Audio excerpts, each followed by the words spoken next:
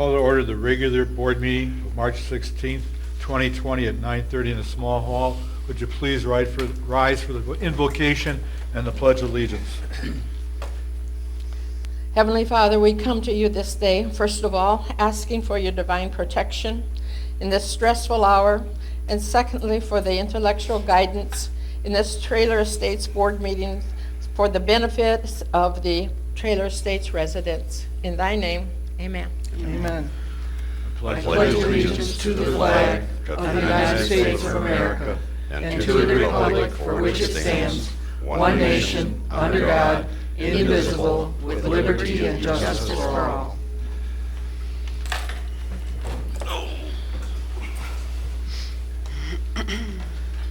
Can we have the roll call, please? Sure. Mary Chandler. Here. Lori Dalton. Here. Gordon Elton. Here. Pete Price. Here. Sandy Simonich. Here. Mike Sansoni. Here. Dwayne Trotter. Here. Would you please turn off your phones? And with that, we'll take residents' comments and questions.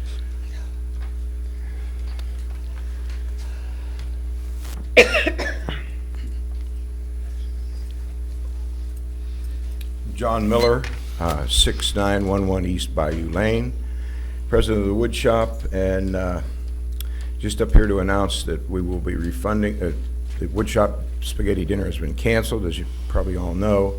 We'll be refunding money. Today we will set up at 11:30 to 2, and probably for the next few days at least, and give people time to come down and get their money returned if they want.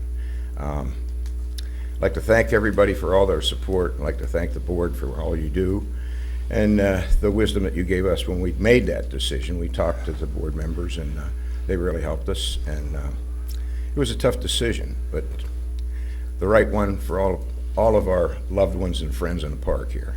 I'd like to thank everybody. Thank you.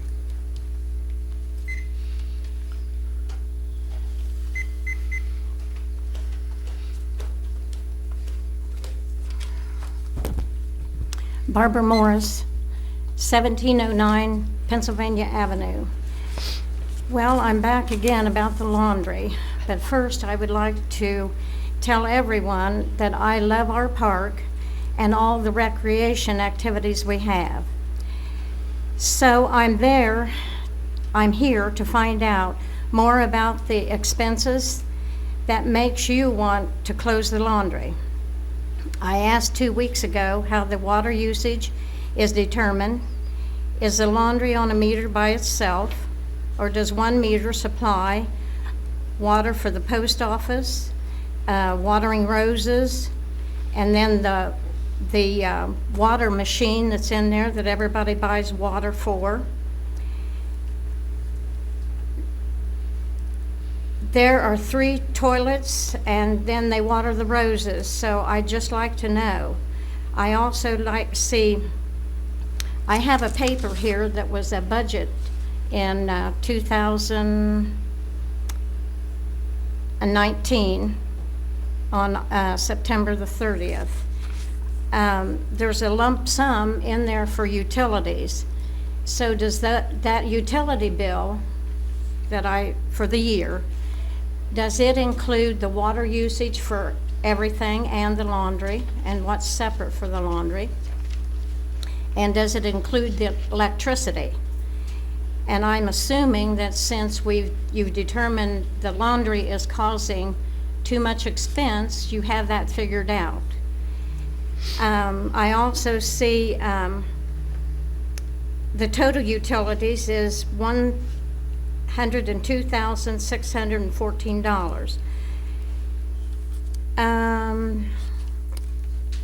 Let's see.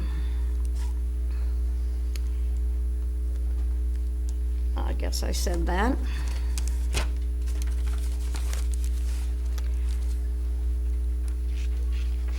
And when you figure out the expenses for what we have here, I saw in this paper there was a cost of $3,000 to maintain and work on the shuffleboard. I don't think anybody pays to use the shuffleboard. And then when you have expenses for the exercise room, And over the years, I've seen several expenses when 20 we've... seconds left. Pardon me? 20 seconds left. Okay. I guess I just need to know the expenses of what the laundry, and what are you going to do with that room when you shut down the laundry? Thank you for listening to me.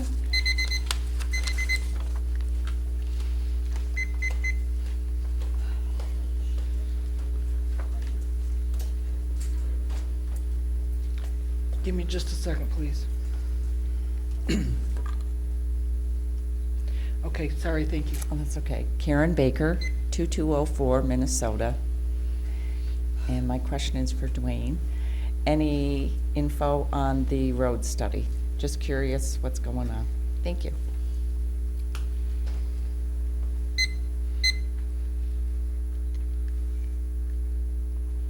Any other public comments or questions?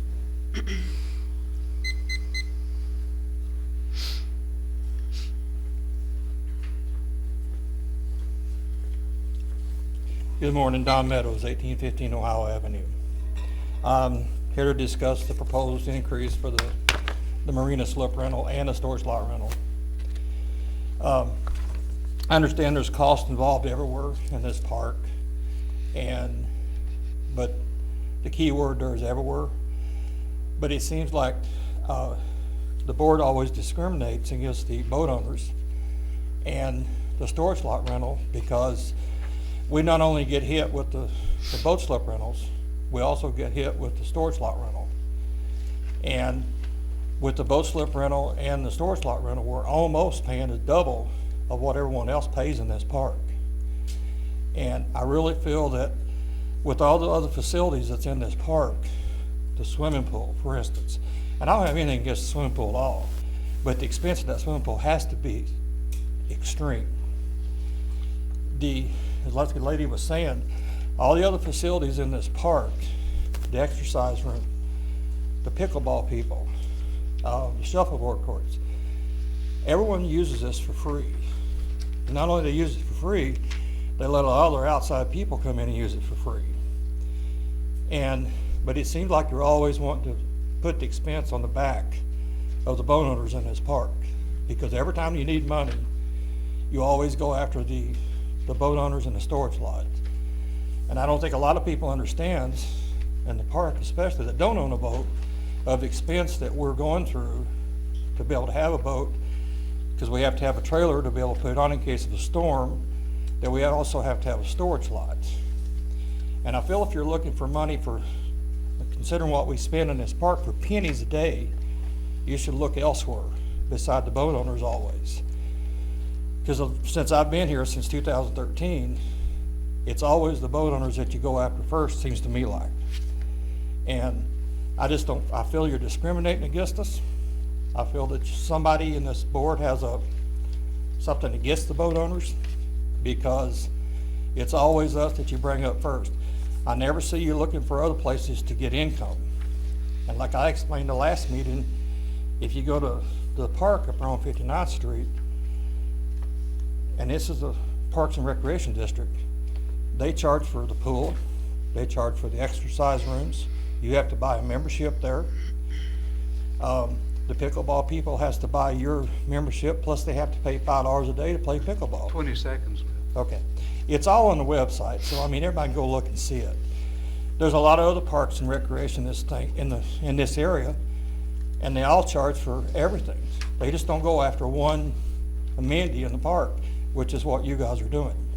You always go after this one particular person, which is the boat owners and the storage lot.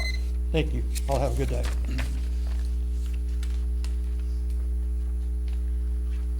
Any other residents or comments?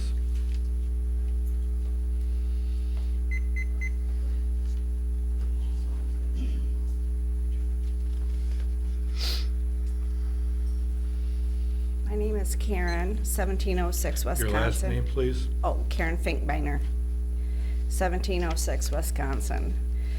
I thank you all for your consideration of this matter. And I'm new to the park, so there might be easy answers to this.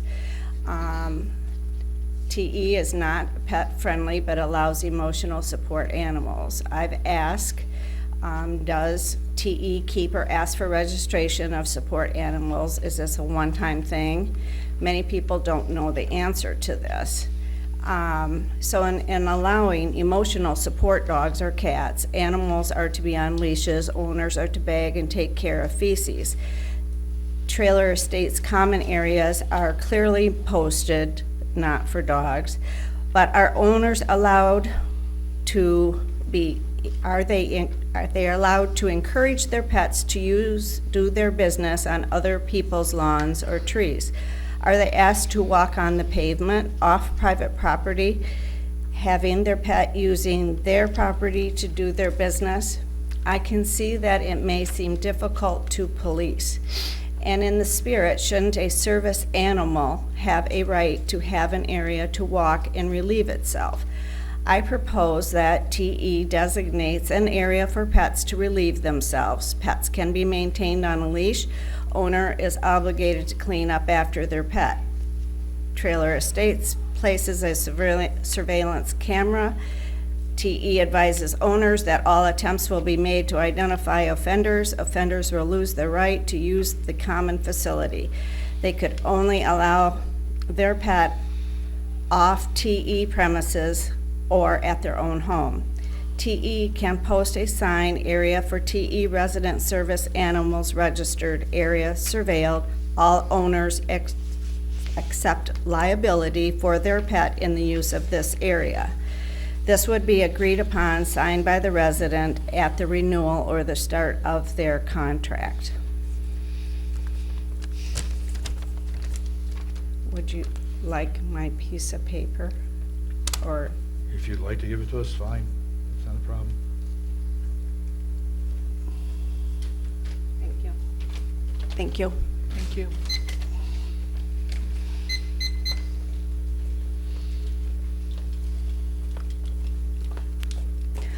Pierre Ignazi Schaefer, 2207 Illinois Avenue. I'm just here to follow up from my last question. It was in regards to standing committees. If the standing committees are covered by either by DNO or the bonding. And I guess the second part of that question is, when you ask a question, I know you don't have to answer it, but how do you find out the answer if you can't come to a board meeting? So if it comes up to workshop, I mean, I know we don't post notes on the website. I'm just trying to understand, if you can't make it to a meeting, how do you find out the answers to your questions? Thank you.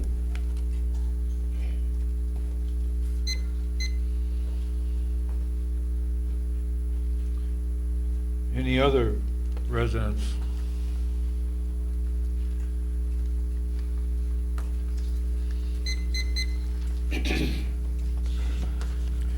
Rick Rigdon, 2204 Indiana Avenue. Again, I'm here about the boat owners. And I have to reiterate what Don had to say. There's, anytime we've seen anything in comparison to the outside as far as cost of boat slips and everything, we're always comparing it to public storage or public boat slips or boat slips that are privately owned and leased out, where we own this. We own this property just like you own this property. We pay our storage fees just like everybody who has anything in the storage lot does. We pay for our boat slips. Granted, it's a very inexpensive boat slip, and we appreciate that. But the fact remains, I've been here since 2014. The driving factor for me being here is because I'm a boat owner and I love to fish and I love to get out in the water. And yeah, I know you got to pay to play, but if I have to pay to play, how come, like Don also mentioned, the pickleball court costs us several $1,000s a year to refinish these floors in there. Are they paying anything extra for that? How about the extra that we have to pay to cover, resurface the shuffleball courts? How about anything maintenance-wise around here that's caused by the people who are using it? Nobody's paying for that except for boat owners and the people who are renting in the storage lots. And I might add that those are the only two things in this park that actually produce income. The boat slips and the storage lot bring money into the park. Now, you all keep attempting every year to raise this and raise this, and I understand it's low-hanging fruit. Let's go grab it. But everybody in this park gets the benefit of everything in this park. We were down the other day and we used the beach shelter house and had our fish fry that we put together for our friends. There were so many people at the bocce ball court, we had to shuttle people. That's okay, but how many of those people come from outside the park to use our bocce ball? And what's our maintenance to take care of that? 20 seconds. And so my whole thing is, if this is a community-owned park, then why isn't everybody equally invested? Yeah, I'm all for raising the annual fees $200 a pop. That'd still be cheaper on me than the boat slips would be. Thank you. I appreciate your time and I appreciate your efforts, guys. Any other residents' comments or questions? Any other residents' comments or questions? Any residents' comments or questions? Last time. Closed. Let's start with you, Mary. Oh, thanks. What the heck? Okay. The laundry, Barb, not the last meeting, but the meeting before that, we made the decision that we weren't doing anything with the laundry. That's been off the table now for a month. So I, to be honest with you, didn't do anything about determining costs because we already made a decision as a board we weren't going to do anything with the laundry. So I don't have any of those numbers for you. That's not to say I can't get them because all of our water bills and our light bills and our gas bills are broken down by the usage. So I can tell you the laundromat versus the kitchen here versus anything else for water, gas, everything. So we do have it broken out at that level. But I didn't put anything together because it's been a moot point now for a couple of meetings. Thank you. Yep. Let's see. The next thing is the marina and storage lot increases. Yes, you're right. That is an income generator for the park. I started looking at what it would cost to store your boat trailers and RVs somewhere else if we didn't lease this land from the county and make it available to you to store. So that land is not ours that we own. We lease it from the county and then we're using it as an income generator and an amenity to anybody who needs a place to store. So that is a place that we are looking for income generation from. That was our whole purpose of leasing the land, was income generation. As far as the marina slips go, we kind of talked about that quite a bit at the last board meeting and made the decision that if we were going to make that an amenity of the park, then you no longer had rights to a single slip because everybody has rights to those slips if we make it just like the pool and anything else. So if you have your boat in a slip and you take it out for the day, you're not guaranteed that slip when you come back because it's not your slip. It's the park's slip.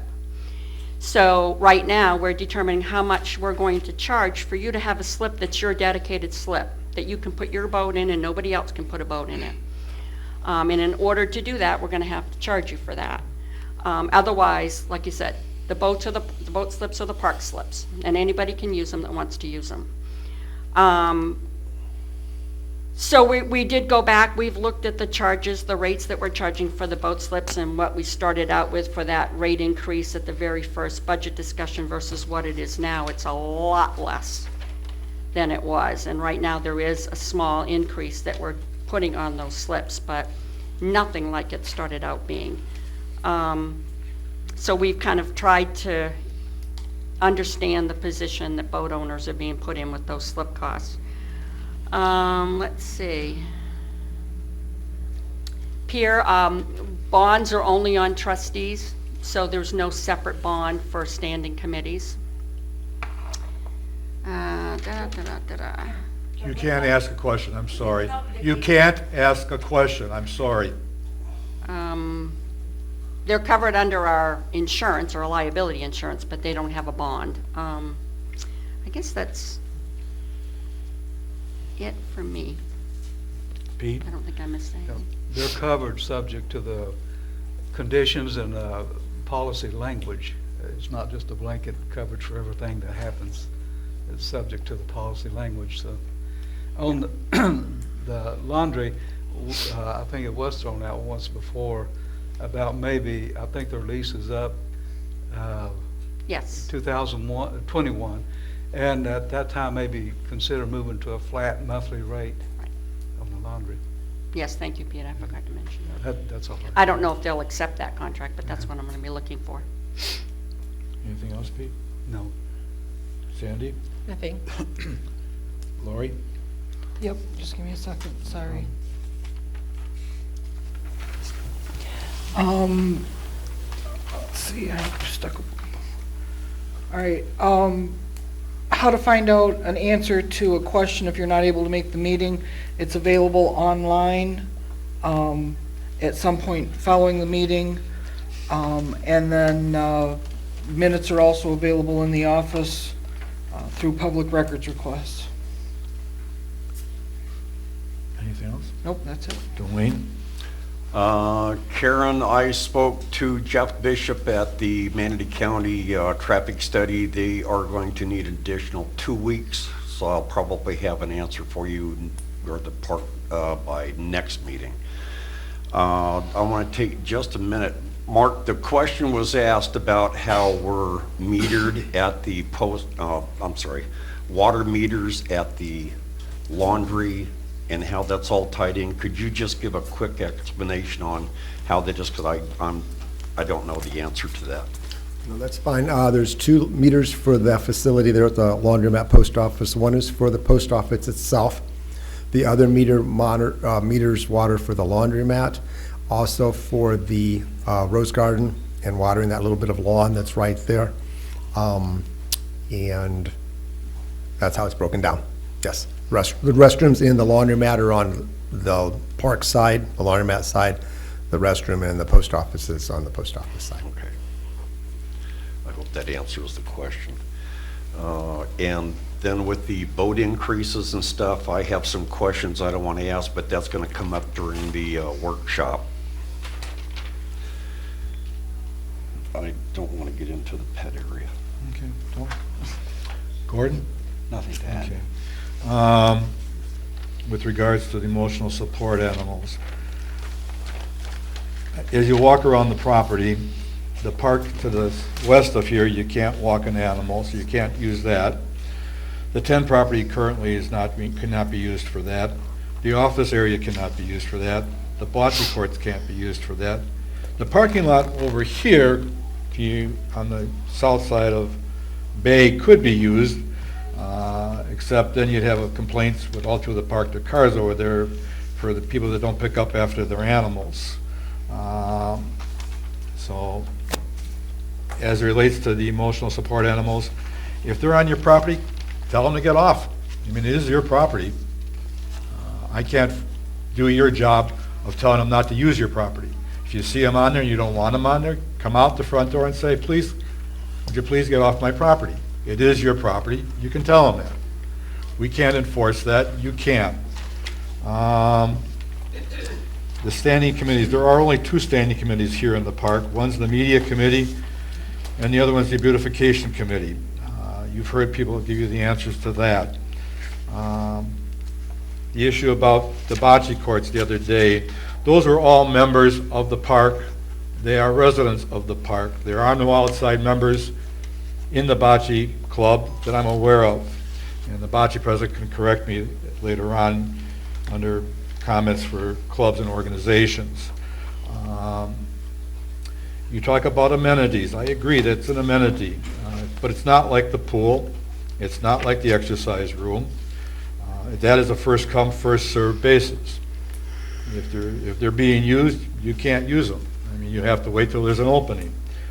And we did have a lengthy discussion last meeting that if you want to charge the extra money, just understand it becomes an amenity, and if it's an amenity, first come, first served. So you could go out in the morning, come back in the afternoon, you wouldn't be guaranteed a slip. Okay? That's why we charge, to give you some ability to keep control over your spot. It's not discrimination. We treat everybody the same as it relates to the boat slips. They're all charged because it's not an open amenity. The shuffleboard court's an open amenity. The club there does pay half of the resurfacing cost for that. The bocce courts, they pay for half of the reconditioning of their courts that I'm aware of. Mary can correct me if I'm wrong. Pickleball, that continues to be a point of contention for a lot of people that we don't have an answer for at this point. I mean, it's something we're working on. Okay, moving on. Can we move to the approval of minutes for the March 2nd, 2020? Do I have a motion to approve the minutes? I make the motion. Do I have a second? Dwayne made the motion. Do I have a second? I'll second. Mary seconded. Any corrections or omissions that should have been added? Seeing none, all those in favor signify by saying aye. Aye. Opposed, motion carries. Need a motion to approve the Board of Trustees workshop of March 2nd, 2020. I'll make a motion. Mary makes the motion. Do I have a second? I'll second it. Dwayne seconds it. Discussion. Seeing none, all those in favor signify by saying aye. Aye. Opposed, motion carries. Moving on to Treasurer's Report. As of today, the checking account balance is $59,770.89. The money market is $1,153,094.01. Any, do I have a motion to approve the Treasurer's Report? I do. Sandy, do I have a second? Dwayne? Discussion? All those in favor signify by saying aye. Aye. Opposed, motion carries. Do we have any bills? I do not. Okay. Moving on. Information reports from trustees. Sandy? Well, with everything being canceled, I don't have much to report on. We'll have to go week by week. We did have a good time with the last showtime with the Mummers. Everybody seemed to really enjoy them. They gave us quite a show. We appreciate that. Saturday night dance has been canceled. The Chuck King comedy is rescheduled for next year. And I don't have anything coming up. How are we doing on contracts for next year as it relates to the different activities? How are, Dance, do we have contracts for the bands for next year? I have contracts for the dance next year, yes. Any And of- and showtime, Okay. yes. Moving on, Pete? Yeah, the potluck for tomorrow night is canceled, and the coffee break for Saturday is also canceled. And for those who have purchased tickets, to get a refund, Sharon is at the post office from 10:30 to 11:30 this morning. And if we don't catch everybody there, why, you can give me a call. My number's in the Tribune, so, and we'll get the refund to you. That's all I have right now. You got anything additional, Mary? Nope, just we'll hopefully settle the budget soon. I still have not received a report from the auditors for our last fiscal year. I was told I would have some exhibits last Friday, but I haven't seen them, so I need to follow up with them and find out when I'm going to get some exhibits to review. Gordon? A few things here. First, on the support animals and service animals, the Department of Housing and Urban Development issued a new, it's not a new rule, but it's a new advisory of how to interpret the rules. They issued it just in the end of January, so I'm going through that to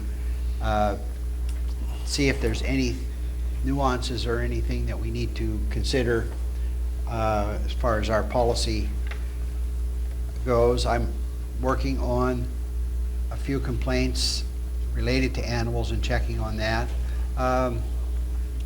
Also have a number of other complaints that I apologize to people that I haven't got back to regarding the resolution of their complaints. I'll try and do better on that. There's some of the complaints have been about animals in the street, and at least one of those, there was no property that the animal came from identified, so there's really nothing that we can do because there's no way to know who to contact. So if you have a situation, please be sure, if it's known, to include in your complaint the property that the animal was coming from. That would help with the response. There have been a number of realtor sign violations. I've talked with most of the realtors, and it's kind of like, well, if one doesn't do it right, then I'm going to do it right. The rule in our deed restrictions is that there can be one sign attached on the property or in the window of the property. So the signs that have legs that are out in the ground or on the carport are not allowed under the deed restrictions. Certainly not the information sheet boxes that are stuck in the ground. Those are not allowed under our deed restrictions either. Most of the realtors have been real willing to comply once it's brought to their attention, and they're informed that the other realtors are being contacted also. I know at least one of the realtors was very quick to respond and did it the same day within hours after I contacted them. So I appreciate that and their compliance. There's a number of properties that are starting to have grass and weeds showing up in through their rocks, their shells, or just growing that need attention, and I'll be following up on those in the next coming days, because we want to try and keep the park looking nice, even though we don't have specific standards of how tall is the grass before it's too tall. Well, I'm trying to talk about that more, but we do want to keep the park looking nice, and so it's a nice place to live.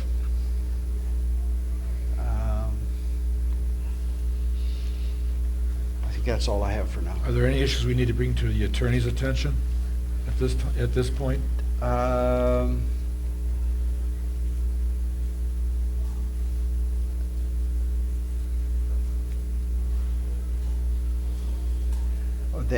There is one other question. I've asked send a letter to the ARC members asking them if there's a way they can notify the public relations trustee when the property has received approval for some permit from the ARC. It makes it very difficult to know if there's approval or not, if there's no way to communicate with the ARC. One property that potentially needs to go to the attorney. I'm waiting for a response from the ARC to find out if they actually issued any permit or not.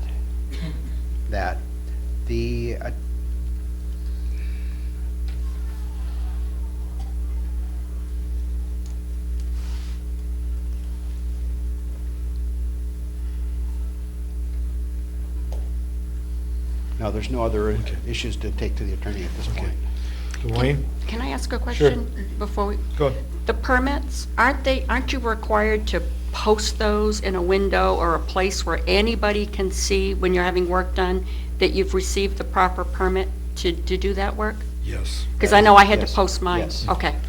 So if it's not clearly posted, His question isn't that. His question is, once it has been approved, there's no way of tracking that approval, so that if there's a concern from the board's perspective of a violation, yeah, we have no communications to determine that. I if think there's that's no what you- permit posted, That's you what have you're a right getting at. to ask for their And permit. after the project is completed, there's no need to keep it posted. So if it's something that's done quickly, Gotcha. it wouldn't necessarily be Gotcha. observed during the period, but the result might be something that appears to be a violation. Okay. Thank you. Just Go ahead. bouncing off what Elton has said, I'm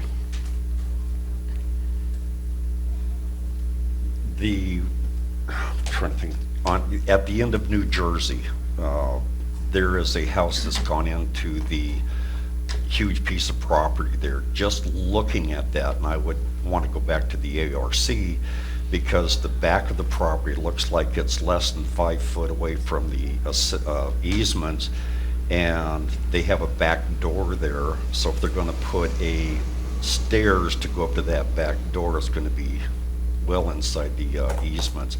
I would want to check on that. When I was doing your job there, I had asked the ARC to provide that. It's very inconsistent with the ARC because they only meet once a week, and they've all divided up the week on what they're going to do, so nobody really knows how to type up a whole list and give it back to you. I would certainly try to get a hold of Dennis on that. I also challenged the gentleman right over here on Canada Boulevard about using the dumpsters. They just kind of flat did a motion that I'm a homeowner, I can use the dumpsters. Well, I had to hand them a copy of the new PP that we put out, that if you're going to be totally renovating your house, you have to get your own dumpster. You can't just take and throw in. So we went through an additional 2 dumpsters.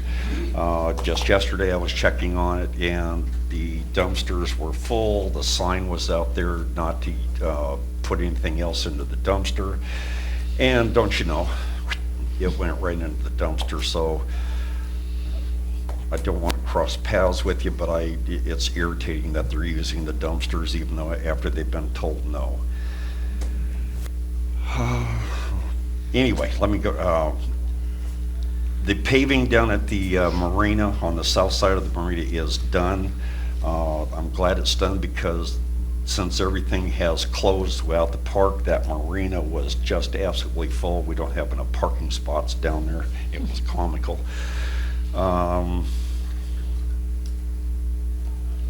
At the request of the pickleball people, we are installing 2 additional lights at the north end of the stage, or that area. I was told that it's a little bit dark in there, so we went ahead and looked at, we're gonna tie off on 2 new lights, and that will be done here shortly after everybody leaves the park with the virus.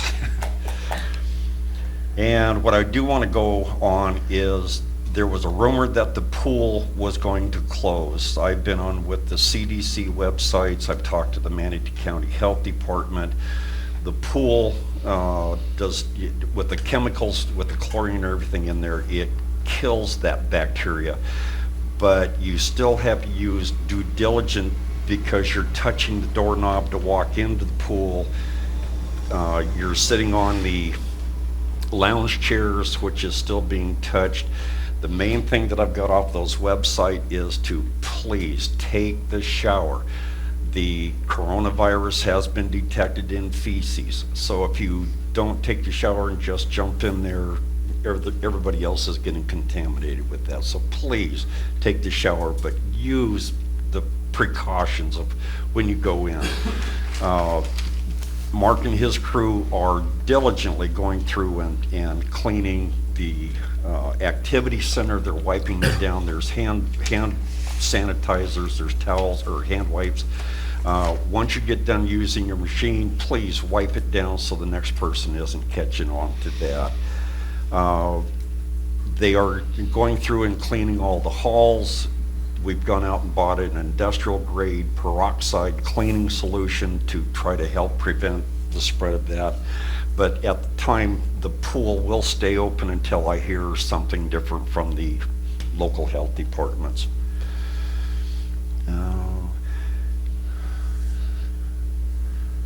That's it. That's all I got. I'll wait till you're ready. I'm ready. Okay. All right. I'm accepting recurring reservations through April 30th of 2021. Please be sure to include your bylaws and current officers list, or for less formal groups, the PP 39 with your reservation request. I do not have reservations, bylaws, officers, or PP 39s for the following groups: Art Expressions by the Bay, Days for Girls, Drills for Skills, Advanced Pickleball Play, Hand and Foot, Men's Bible Study, Neighborhood Watch, Pottery Class, and Wii Bowling. If any of these groups no longer exist, please let me know. I need a PP 39 from Meditation. And thanks to Pickleball for waiting until I've got all of these reservations before we have our meeting. And I said that I had this typed up. Stephen just dropped off his pickleball reservations and said that they were going to have to be leaving quickly, so I'll be working on the pickleball stuff soon. We received notice from the Manatee County Supervisors for Elections. They have canceled Trailer Estates as a precinct for the presidential preference primary election for Tuesday, March 17th, 2020.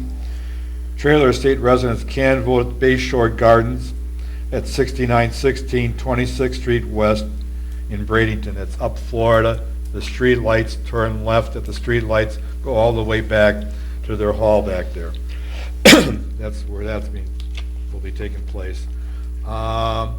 We are keeping abreast with the state of Florida and Manatee County as it relates to the coronavirus. We recommend that people keep abreast by watching television. We'll post as many things as we can on 732. Manatee County is having I think 11 o'clock or 11:30 meeting today on what they plan to do as it relates to things. We are still planning to have the public hearing next week, Monday, for the budget. And from there, we don't know if we're going to have further meetings. We may be postponing meetings depending on what kind of direction we get from the state of Florida and Manatee County. That's the best I can tell you at this time on that. Beautification Committee. Anybody from the Beautification Committee? No old business. Moving on to new business.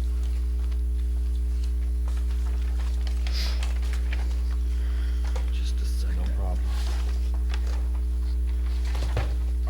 While you're doing that, we have not closed the office. We have, at this time, no intention of closing the office. We may selectively control the number of people coming into the office at any one given time, depending on what's going on. We're trying to keep our employees healthy. Trying to maintain a 6-foot distance becomes a little bit of a problem from our perspective of trying to do it. But we will try to, accommodate as many people as we can. We realize that our neighbors to the north will be leaving, mainly because on an insurance basis, they're limited to the number of days they can stay down here at this point because of the coronavirus. A lot of you will get the taste of summer here at the park very shortly because people leave the park. You will notice less and less activities and less things going on. That's what the park looks like during the summertime. Are you ready? Yep, ready whenever you are. Go ahead. Start with All right. update rules of clubs and groups and organizations. I make a motion to update the rules for clubs, groups, and organizations, PP 42, to require annual documents for recurring reservations and add a note that the CGO must be open to all residents. Do I have a second? I'll second. Discussion. That was Mary. Yeah, right. Yep. Yeah, I'm sorry. That's okay. Seeing none, all those in favor signify by saying aye. Aye. Opposed, motion carries. Next one, update club groups, purposes, and contact information. I make a motion to update club group purpose and contact information, PP 39, to include note regarding must be open to all residents, the statement of agreement, and a signature and date line. Do I have a second? I'll second. Mary seconds it. Discussion. Seeing none, all those in favor signify by saying aye. Aye. Opposed, motion carries. Next, we have update of rules and regulations, Part A. I make a motion to update rules and regulations, Part A, to make changes recommended at the February 17th, 2020 workshop and approved at the March 2nd, 2020 workshop. Do I have a second? I'll second it. Dwayne seconds it. Discussion. So those are, okay, the only thing is, Part A is those in the district and ID cards, correct? That's what that's about? That's what it's- I would have to go backwards to Okay, other no, notes. That's all right. From what I can see, that's what it was. Okay, all those in favor signify by saying aye. Aye. Opposed, motion carries. Updates of rules and regulations, Part B. I gotta find my page, sorry.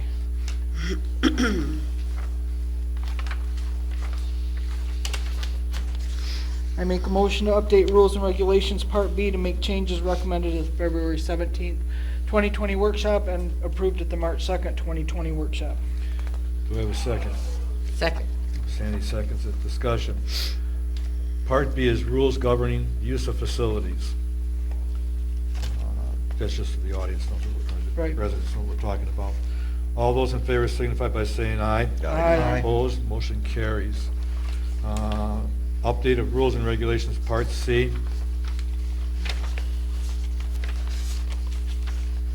I make a motion to update rules and regulations, Part C, to make changes recommended at the February 17th, 2020 workshop and approved at the March 2nd, 2020 workshop.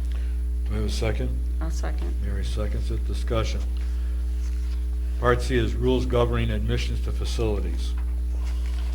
All those in favor signify by saying aye. Aye. Opposed, motion carries.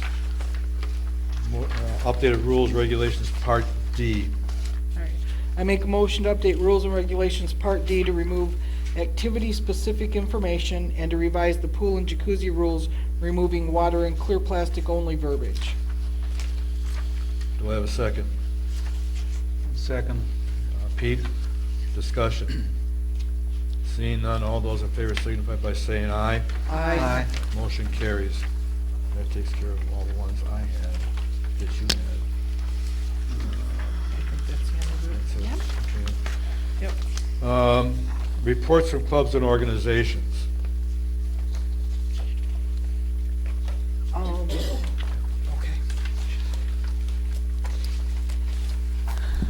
Barbara Morris, 1709 Pennsylvania Avenue. I am here to report on the Bocce Club. We had election of officers since I've been here last 2 weeks. The officers are Barb Morris, President, Mike Sansoni, Vice President, Betty Trinkle, Secretary, and Doris Dutton, Treasurer. Right now, we have 172, there might be a few more, members. And I'm here to tell everyone we have canceled the social club meeting and party we're having on the 27th due to this virus. And to answer the question about who plays down at Bocce, any resident can come down there and play at any time. They do not have to be a member of the club, but to be a member of the club, you have to be Bocce Club member, a fee of $5 to play in any of the tournaments. And I guess that's all I have. We've had a very good season and looking forward to coming next year. We did have our members club tournament though, and it was a fun day. The people that won the club tournament was Doris Dutton, Jerry Conway, let me think. Pardon me? Kathy Clayton. Oh, yeah, Kathy Clayton, Kathy Fisher, and Marilyn Butcher. It was a fun day, and the runner-ups had much fun too. So it was a good day. Thank you.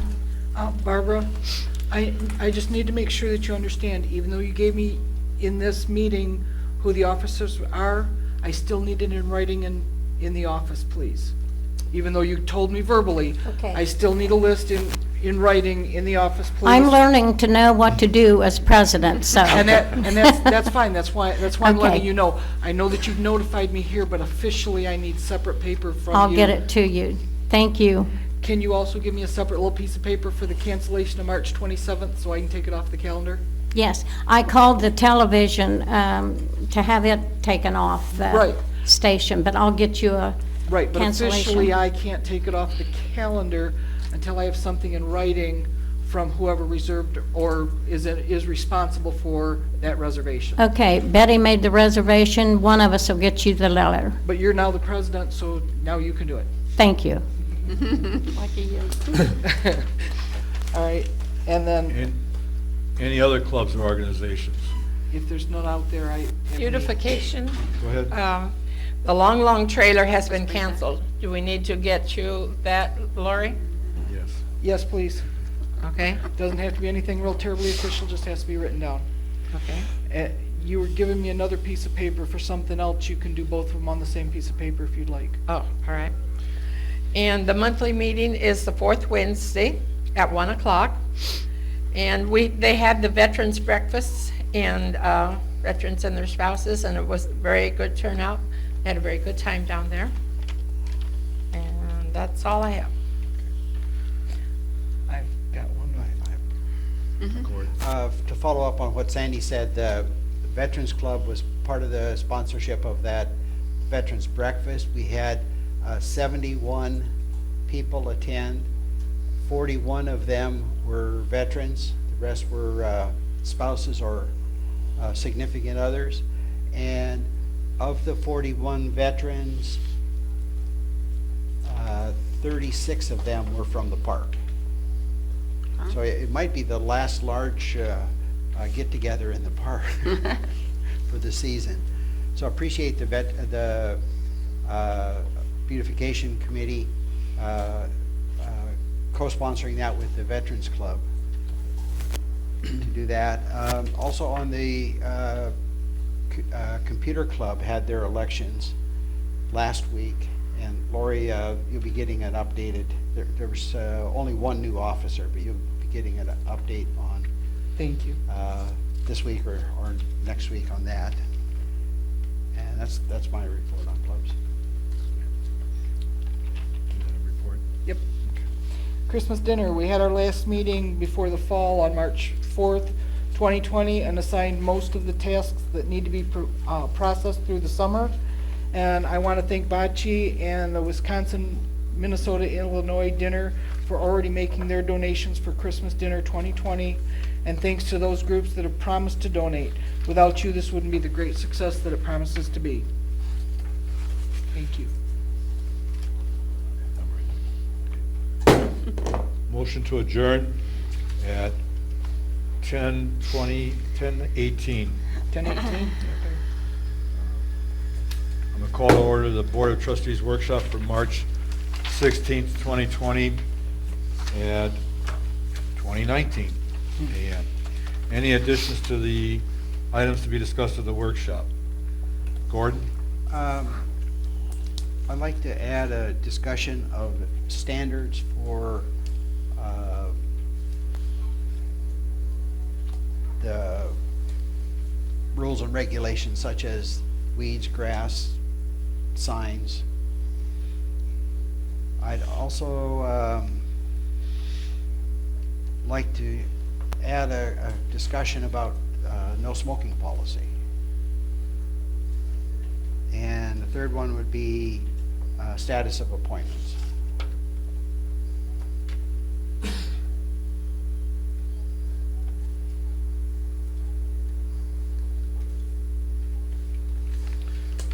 Anybody else? Pickleball. Pete said pickleball. Pickleball for Pete.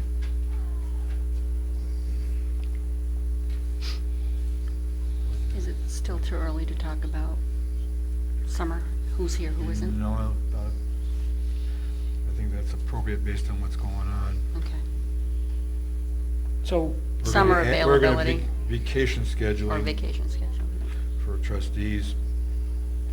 And the only reason I'm moving it up from this meeting, because we may not have a meeting in April, so I don't, that's based on possibility of flu or the virus.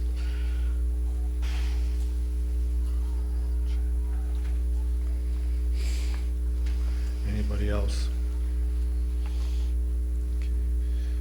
I'll start with you, Lori, on the creating a club group organization section in the Red Book.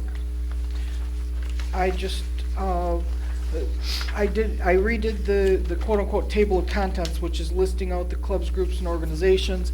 I can't really finalize that until the end of April, when I have all my reservations in, and I can determine if there's a few of these groups maybe have fallen by the wayside and that sort of stuff. And so, but this is just roughly what we think it's gonna look like. The big thing that I need some approval on so that I can start getting it processed and getting it ready, and that's the, where are we gonna put this on the website? And so what I did was I circled, right now, if you click on amenities list, you're gonna get a list that's kind of sort of similar to this table of contents, lists out all the groups and who the primary contact is. And I'd like to take that away and replace it with this table of contents style listing that you would then click on the list, and that would give you the exact data about that group. Does that sound like a reasonable place to put that? Yes. The question would, then you'd have the contact information as you click on like the coffee break, and then it would come up to who to contact about the coffee break? Is that what you just said? No. No? Oh. I said the sheet that is on the computer right now would cease to exist. It would be replaced with what the first page that I have attached here, which is just a number and the club, group, or organization name. And then when you clicked on that line that says, I don't know, let's Try CERT, just for example, number 8. You'd click on number 8, and then it would bring up whatever CERT has given me for their clubs, group, and organization information. That's what I Yeah. thought I was asking. That's what when he you said asked. no. But, That's what but that's confused not, me. okay, the answer is still no. Because for euchre, we're not putting on the rules for euchre who the contact is. You didn't We're- say that it was gonna go to the rules for the You said it was the club. You said it was contact the contact information, so I'm You did say- confused. I apologize. That's what they're asking. I know, I'm like confused. I am so sorry. My brain is thinking one thing and my mouth apparently is saying something different. You would click on the let's say CERT, and it would bring up whatever CERT has given me that we're gonna put for their rules and regulations. It might be their bylaws. You had alluded that the computer club was gonna do bylaws. Euchre is gonna do the rules for euchre. That's what's gonna display. If it has contact information in it, it has contact information, but not all of them will have contact information. But those that do have contact will be there. In other words, if CERT says they got, I'm gonna, say X person Z, and they list person Z, you'll have person Z along with what other information they have given you for person Z as part of CERT. Whatever they have given me to put out, to publish out there for their clubs, groups, or organizations, information on the website is what will be displayed. Does that answer you? Yes, that answered my question. The next question is, thank you for finally getting the computer club list on the list, but I'd like you to add the Veterans Club. I've been asking for that for months. I'd like to see it added before we finalize this list. I don't disagree with you. Do I have a PP39 for the Veterans Club? You should have. We've Okay. submitted one last That- year. Because that's one of my last things that I'm gonna be going through as I finalize this list, is dragging out the PP39 book and going through it one by one by one by one and verifying that the list is complete. So, my apologies. And related to that, there's a list of activities on the board by the post office. Is that something that is on your list of things to update also? Yes. Do you have any idea when that'll be able to be updated? Sure, what am I updating? putting the Veterans Well, Club on it? I mean, Well, Computer Club's not on it, the Veterans Club, I don't know what else. It doesn't look like it's been updated for quite some time. You're talking about the list on the west side, the east side of the wall? it's that's- under plexiglass. Yes, Okay. yes. All right, so I usually only update that on request. Well, I would hope it would be updated when there's a new club that's registered. But again, there's clubs that have been registered for over a year that aren't on it. So Computer Club, Veterans Club, is there And anybody taking else? off the video computer club. That no longer exists. You mean the video club? Yeah, Video slash yeah, I computer. know what he's referring to. Okay. And is that the three things that you, That's the three things I know of. okay, all right. Any other discussion on this? Dwayne? No, fine. Sandy? No. Pete? No. Mary? No? With that, does that answer your question? Yep, I know how to move forward, no problem. Thank you. You've had the Florida legislation list now. Are we at the point where we want to sit down with the attorney, start developing language for this so that we're ready to go? Do you authorize me to contact the attorney to sit down with him to start working on language that we can have for purposes of legislation? I do have one thing I want to Sure. add. Okay.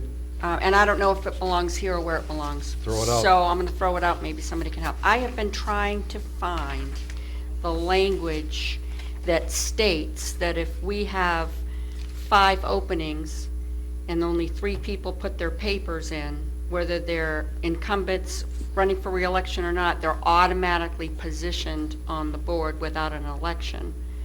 I can't find anything anywhere. I know that's the way we've been operating forever and ever, but I can't find anything that states that. It states that you have to have your papers in by a certain day to be put on a ballot. It talks about who can vote. It talks about the results of that election being made by the supervisor of election. I can't find anywhere where it says that if we don't have enough candidates, we don't have to have an election, and those on the ballot are automatic on the board. Isn't that like a given throughout the free world that if you run unopposed, you don't have to have an election? Well, I can't find anything that says that for me. So if it's an understanding, I'd like to see something that says, the reason why is I think that if you've got board vacancies and incumbents are running for reelection, and there's not enough people to fill all of the vacant positions, I'd like to see something in our language that says those currently holding those positions have to remain until an appointment can be made, versus you're automatically on because you put your papers in, whether, I don't know. I just think it should be something that's a little bit more structured about determining how the election works. And I can't find anything that says that if we have 5 openings and only 3 people that we don't have an election and everyone's guaranteed a position, whether they're... I've printed that 2.5 inches of paperwork on election stuff for another reason. I'll be happy to turn that over. Yeah, and I looked at all of that too myself, and Okay. I can't find It's the where same it stuff online, says okay. that, Yep. there's no election and you're automatically given the position. It may be in Florida statute. I tried Florida election laws. I went through the vote manatee for Florida election laws, who can be a candidate. Did you the whole- let me ask you one. I haven't contacted Michael Bennett. No. That's my Well, next that- thing. that would be the one That I- would be my next thing. That would be the one Just I would that, just to contact. point me in the direction that says that this is the protocol. My comment would be, I don't think we'd want to have anything in our rules that address that, because I think that's general state election law. If you would have asked me, I would have said I thought there was something in the state statutes that And I that know, said and I that. thought there would be too, and but I haven't been successful in I finding think it. there's some language in there, isn't there, that says that our election will be operated by the county elections under the state election laws. Exactly, so I went to the state Yeah. election law, and there's nothing there that says, that's what, I mean, I'm going down a rabbit hole Yeah. here, and I can't find anything Why is that kind of I supports got it. one question. Why is it important? Why is it important? I think the residents, the property owners in this park, and you could say, they should have control over who is sitting up here making decisions on their behalf.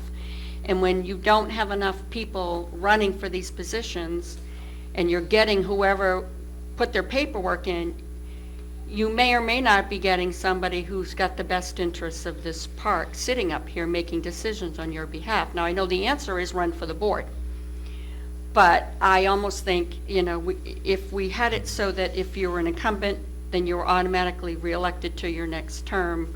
If not, then it's an appointed position by the board. Then there could be, just like we had, where people come in, they're interviewed, residents and owners are able to ask that person questions, we're able to ask that person questions, and we're able to make sure that the people that are sitting up here making decisions on behalf of all property owners have been vetted in some way versus they just put their paperwork in. Well, I am concerned because we have 5 positions coming up in our elections in December. And we, right now, I don't think we're going to have 5 people running. well, I'm I'll give very you- nervous that we're not going to have 5 I'll give people you my running. standard answer. Democracy is a participatory sport. If you don't Okay. participate, you get what you deserve. And the other problem you have with elections is the majority gets what the minority votes for. That's or doesn't exactly vote. right. That's I mean, exactly I right. don't, Okay. I mean, I'm not trying to be flippant, but. No, no, no. but I'm it's- just, I've been talking to people as I've been walking the park, saying, hey, you gotta run for the board, you should run for the board, we need people to run for the board, and the answer I get is, I don't have the time, I'm not interested, I have other things I gotta do, I haven't been in the park long enough. Okay. I've gotten all kinds of answers of why they can't do it, and the basic answer comes down to is, I want somebody else to do it. That's the standard basic answer that you're not hearing from people, but that is the answer you're getting from people, is that I don't want to take my time out of my busy day to do the things I've retired to do, to run something that is non-paying, and no, I mean, you get rewarded, there's a lot of ways you get rewarded, but there's no fast way of being rewarded for this job. It's a thankless job. I'm not trying to downplay it, but that is what it is. And, if the residents of the park can't find in their best interest that it's important to have people on the board that have their interest, then they're going to get what they deserve. okay. And I'm not trying to be mean or cruel, but that is democracy. Its basic nature is you get what you don't want by not doing something. Can we make it a paying job? No, you can't. Actually, you can't, because the state statute says you can't. Actually, our charter says the secretary and the treasurer can receive compensation. The state statute says you can't. Oh, That overrules you. I'm not interested. It's only $300 a year. I'm not interested. Believe me, Yeah. I'm not interested, but I It just cost think me that's more than I comical. said. All right, well then, I guess I just am using this opportunity to say I'm extremely concerned You're about frustrated. the election that will take place in December. I'm concerned about who we're going to have for candidates. I'm concerned about what the board's makeup is going to be like next year as a property owner, about who will be sitting up here making decisions on my behalf. And I'm just putting that out there. Yeah, the first time I ran, there was 8 people that ran. The second time I ran, there was 8 people that ran. I can't instill upon people that, all you have to do is go to the elections board, get the paperwork, get 25 residents to sign it, that gets you on the ballot. Yep. That's all it takes. To say I don't know how the park functions, I don't think any of us that came on the board understood how the park functioned. Really, I still don't really know for a fact all the details of what, and I've been on the board, 2 years now? 4 years I've was previously on the board. It takes a long time to fill in all the spots and to figure out what works and what doesn't work. you know, and Okay. that's where we're at. But getting back to the four legislators, I will go ahead and contact the attorney and sit down with him. Do you want to do the budget now, or do you want to do it last? We can do it last. Okay. We ought to be able to. Gordon, you had discussion on rules and regulations regarding weeds, signs, and what else? Well, the grass. Grass, okay. Yeah. So- Not the kind you smoke, but the kind you Right, cut. the kind Okay. that grows in your Thank yard you. and you're supposed to cut with a, Okay. the deed restriction says something to the effect that the park has the right to enter onto property to cut grass and weeds. And it provides us for a charge against, or lien against the property to do that. However, I don't find any indication in the charter or any other rules that I've been able to find that say what is allowed. Question, what do you mean by what's allowed? How tall can the grass be before It's too tall. it's a violation, or too tall? Is that a county rule, maybe? The county has a rule that I found that was 18 inches, That's tall. which is a small forest. That's awful. Yeah, it is. You know, and the idea of, part of this whole thing about the legislative changes potential would be to provide some additional method of enforcement or penalties for people that violate rules. And I think it'll become even more important to have a quantifiable standard. So I don't have a proposal at this point. I just wanted to bring it up, that I think it, at this point, is something we need to be working on and contemplating of what and how we come up with language that say what we should have. As far as signs, the deed restriction only allows a for sale sign. And I addressed the realtor signs, but there's a variety of other things that could be called signs that are on properties. There's everything from the notice about security services and systems. There's state affinity types of signs. Yard sales. Yard sales.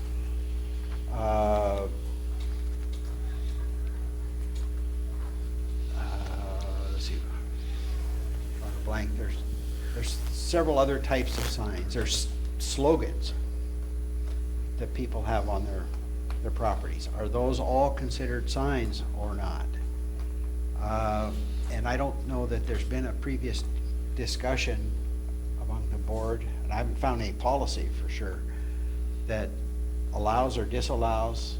So by the fact that it says only for sale signs are allowed, then it would suggest to me that any sign that is not a for sale sign or for rent sign is not allowed. And I don't think we've taken that strict of an interpretation in the past. And I don't know what flexibility we have to say certain other types of signs are allowed if we want to, given our charter or deed restrictions. So you're saying, for example, if you have a university sign in your yard or up against your wall, that could be construed as a sign, currently based on which... Right, I think that's, yes, that's a potential definition of sign. Certainly a sign that says protected by XYZ security service, that's a sign, I think, in most everybody's definition. The other signs that pop up are when the roof replacement people do those signs. And I talked to one of them and they quickly removed their sign. The second one I only exchanged phone message with. I don't know if they removed theirs or not. Well, could you put together a list of what you think, what kind of signs you've seen, or and all of you put together, and maybe we should sit down at a meeting and discuss the kind of signs we think should be, and then develop some rules and regulations to govern that. That's the only thing I can think of at this point that would be workable. I mean, I can think of two of them that I've had in my yard that, you know, could be construed as a sign. One's the University of Wisconsin, the other one's the Green Bay Packers. they're on flags, but still they are signs. You Could know. be landscaping too. Yep. Well, and I guess I hadn't even thought about the little yard flags, but I've got veterans flags on stands in my yard. So are those signs or flags? They're temporary, they don't require a ARC permit, like a flagpole does.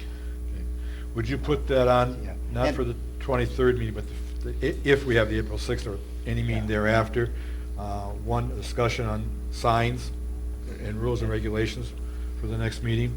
And related to that is this definition of the for sale signs on or in the window of the property. What constitutes on?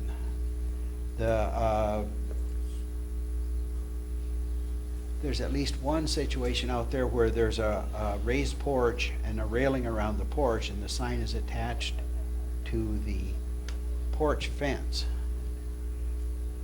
In my opinion, that's on the on the mobile home, or on the property. But that's definitely a gray area. If it was attached to the wall of the mobile, I'd say it definitely is on the mobile, on that. So So you're saying- whether the sign on the fence Can I should see be your book? Sure. allowed or not. I was under the impression that it says one reasonable sign in the window. Yeah, it It says says Not on, attached. Number 4. It says on or in the No, window. no, sorry. So does it mean on the window or on the mobile? I believe it says on the mobile. Is that deed restrictions? It'll be the next page, number 4. No, you got the bylaws, sorry, flip one more tab. Nope, I thought it said there. I thought Tab it said two. no signs. okay. It did say it, okay. Number 4.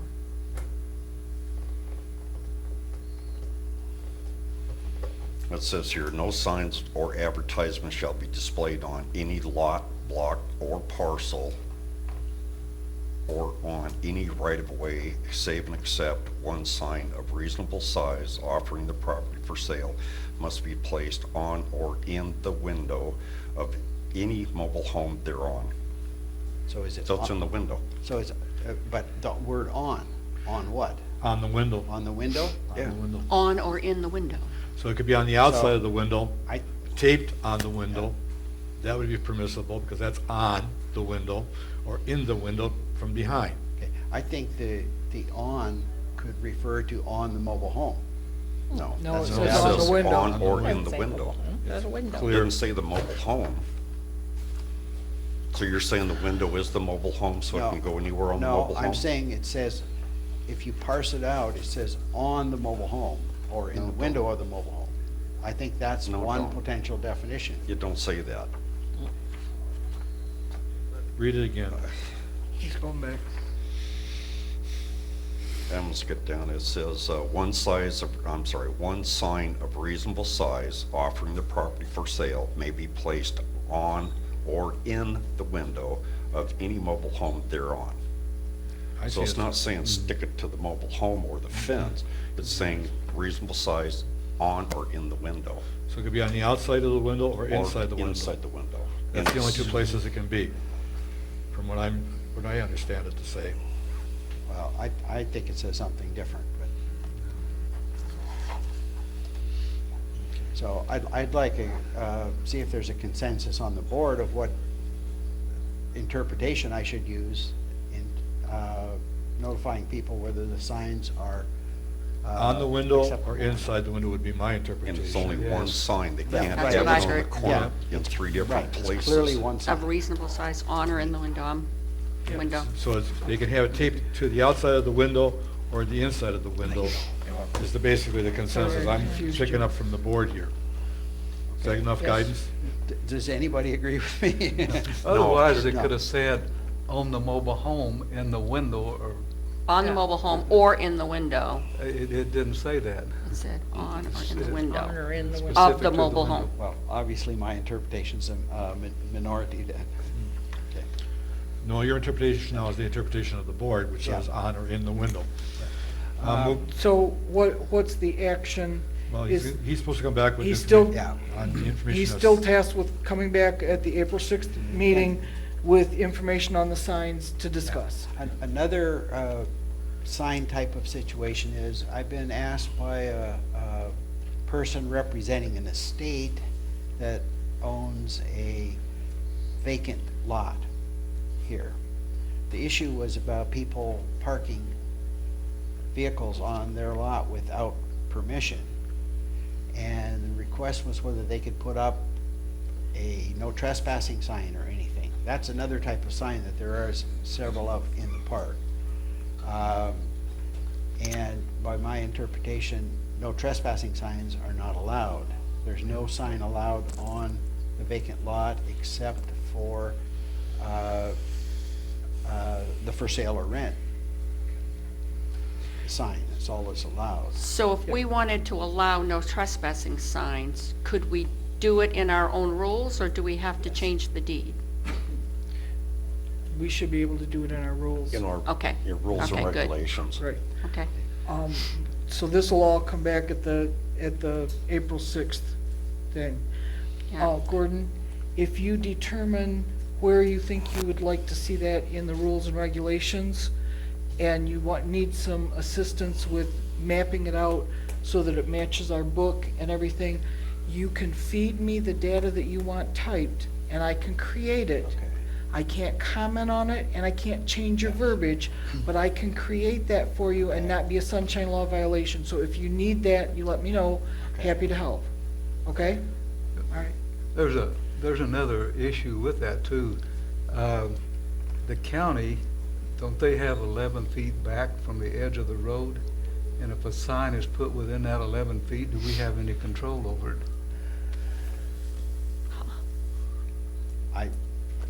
I personally haven't seen the county rule it. You'd have to provide us with more Yeah. information. I don't know enough to give an answer one way or the other on that. But it is 11 foot with the county, but then you also add the 5 foot for Yes. our setbacks here of 16 foot. Yes. So, Pete, you're thinking there's a county rule that says you can't have a sign? No, Or I'm saying. it's allowed within I'm the- saying that's not, how can the park govern that section of property there? How can we establish the rules, since that would be counties? Well, the park has authority to establish rules and regulations. That's governed in the charter. As long as it, I don't see where the county, I mean, if the county was so concerned about enforcement, they'd be in this park more often than they are. They kind of leave us alone to our detriment sometimes. I think we have to use some common sense and, proceed with what we can do. And if the county has a problem, they need to come and see us. It's the I same. know, but I was saying, do we have a right to make a rule That's if not it's on consistent. county property? On county property? The county's property that's within a park, like. Well, they can do what they streets, want on their subdivisions. property, We can't do anything about that. I know that's what I mean, but can we set a rule that you can't put a sign on county's property? I don't think we are. No. Because the county doesn't own that front of your property. No, he's talking about the property, I think They they're just talking have about the easement. park over here and the, I'm talking about the 11 feet from the edge of the Oh. road back to the edge of where your property that's a starts. right of way. That's a right of way. Yes. That's a right of way. That's County doesn't different. own it. They don't own it. They have access to it, but they don't own it. Okay. We own, the property owner owns it. The county has the right to use eminent domain or whatever they want to work on the road. They can extend that far out. If they want to put sidewalks in, they can put sidewalks in. But that's totally different than signs. That's right-of-way type of things. That's roadways, those kind of things. Does that answer it, Pete? Which is the same with any swale. If you build all the way back there with all your pavers and they need to tear it up, it gets torn up. Includes trees and bushes or Trees and anything else that bushes may be in the and everything swale. else that you put back That's why there. people shouldn't put anything in the swale. I mean, I've walked the park and I see where the problems are and I go, the county comes by and tears it out, don't come crying to me, because I got no control over that. Until it rains. Yeah. no smoking policy, Gordon. I thought we had a policy about no smoking in certain areas and that, but I couldn't find it when I was looking at it. Yep, it's in here. there. And Do you know I- where it is quickly? Yeah. Okay, I'll let you find it. I know it's in there, I just don't know it quickly. And my 'Cause I know we specific added- question was whether it addressed this walkway area between the small hall here and the office. That area, as a non-smoker, I'm pretty sensitive to smoke buildup, and one night I was walking through here, someone had stepped out of whatever activity was going on in this room and was smoking right outside the door. And there was one of those few times when there was no real breeze blowing through there, so the smoke was just really hanging in there. And I was wondering if that was a no smoking area or not. I'm almost inclined to think no. I believe all our no smoking areas are internal building, inside the buildings. I don't believe there's any no smoking Outside. outside the buildings. It's common, though, to have no smoking within so many feet of a Right. building. So it And- says you yeah. have to be that certain distance away from a building. And I don't know we may that- or may not have that We, in our. yeah, I was gonna say, if that's the direction we wanna go, we would need to address that, because I'm pretty sure, even without Dwayne finding it yet, I'm pretty positive that it's inside the buildings and it's smoking and e-cigarettes. We did address the e-cigarettes. But then after that, it might be in the access So we to just may need to facilities. revise it to And- say within so Yeah, many it is. feet of a Yeah, building. I don't know if Florida statutes has any mandate about no smoking areas outside the entrances to government buildings or not. I bet they either. do. I don't know. I don't know, I know hospitals you have to be so many feet away from the Yeah, hospital it's pretty entrance. common they have to be so many Yeah, feet away from 20 a or building, 25 so. feet is one I've seen quite often. So you're wanting to entertain changing the rules and regulations when Dwayne finds it to expand the no smoking. To a certain Same, number the of, same thing would apply. I can help you find where you want it, write up, I'll type it up so that it matches and it's ready for, like the meetings always go, I can't comment back Right. to you, I can only do what you tell me to type, to avoid sunshine law violations. and whether it sounds like it would be an additional part to this existing Well, if policy Dwayne, probably. I can't find it. here, pass it over. Well, it's just Okay. recommend a revision to Yeah. it that takes that into consideration.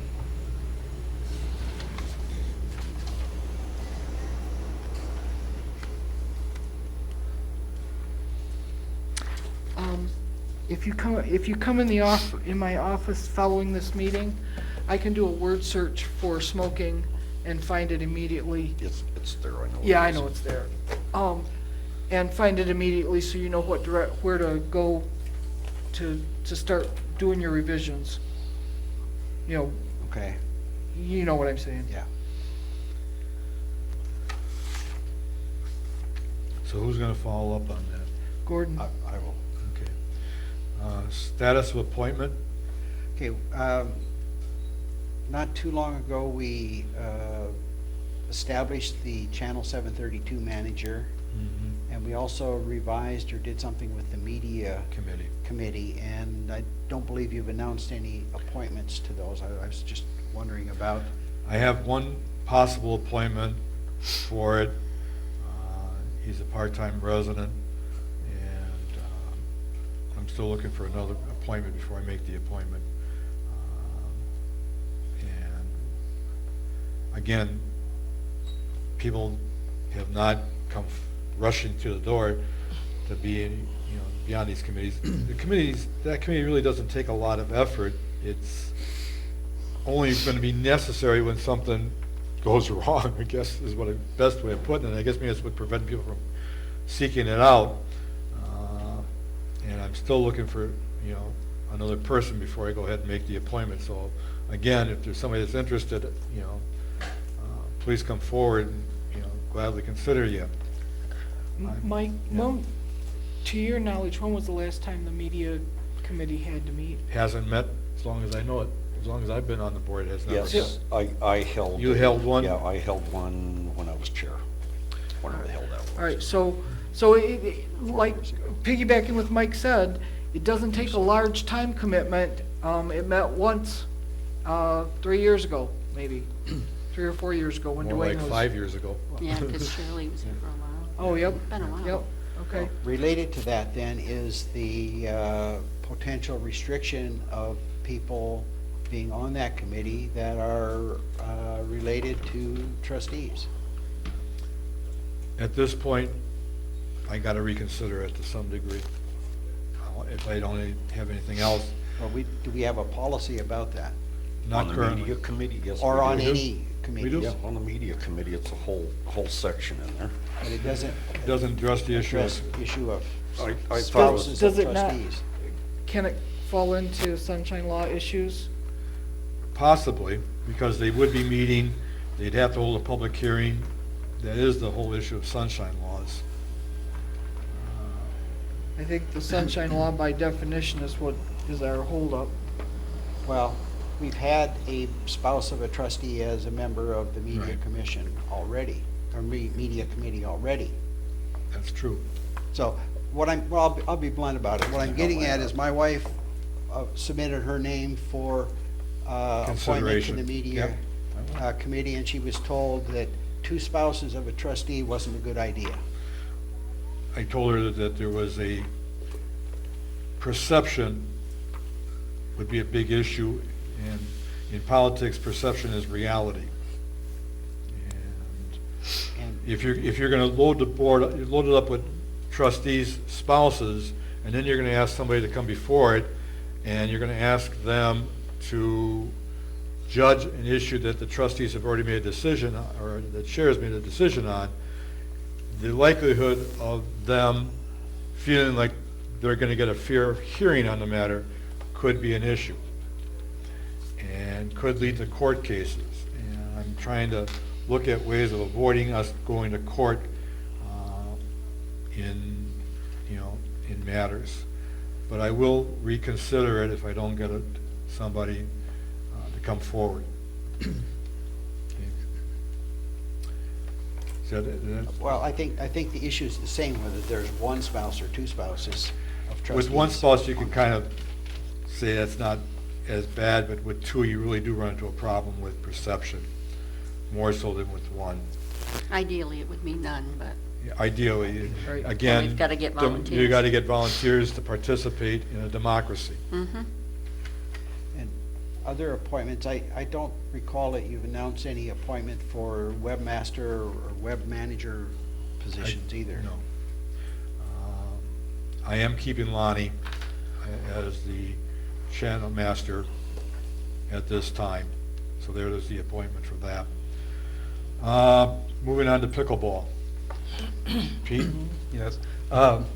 2 meetings ago, we talked about space for pickleball, and a comment was made about the parking lot over just north of the horseshoe area.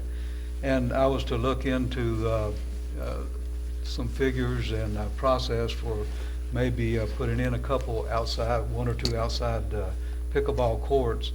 And I did some preliminary study. I didn't get any written estimates because they would be obsolete by the time we made a decision anyway, but I got some figures and information up front. And 2 different people I talked to, and a court, the actual size of the court is to be 20 feet wide and 44 feet long.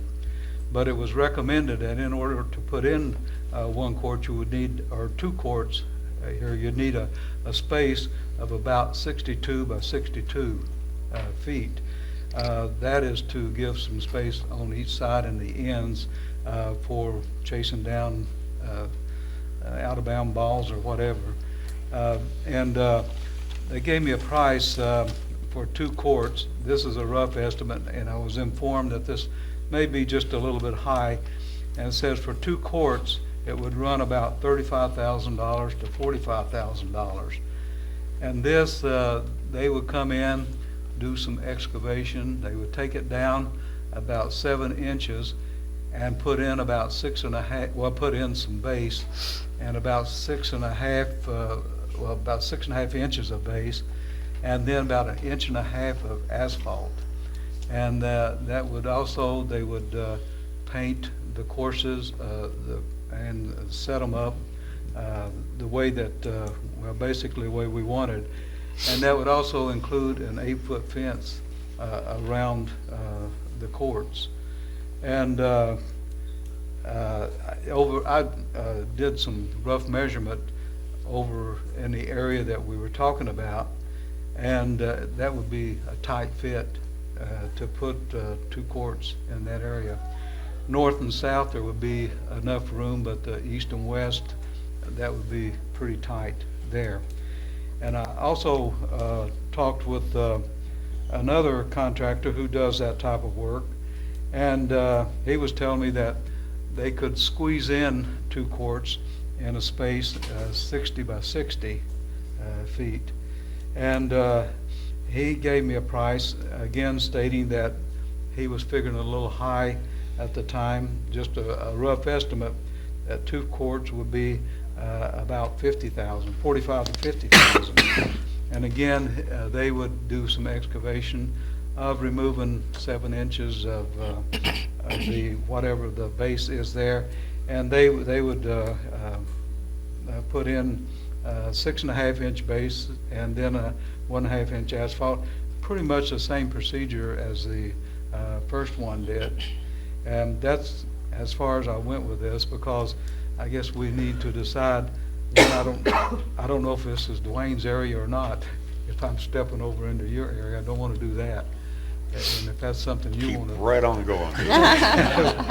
And the only reason I got involved because I was getting some complaints about pickleball space and all of this. And so I guess we need to decide, do we want to keep moving forward on this, or since it's budget time and we've got enough expense on our plate now, put it off, or how far do we want to go at this time?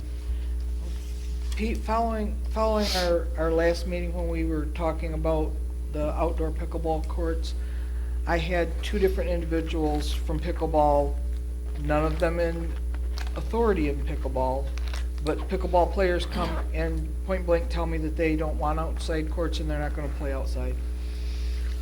I had a member of authority tell me the same thing. Pardon? I had a member of authority tell me the same thing. Build them, we're not playing on them.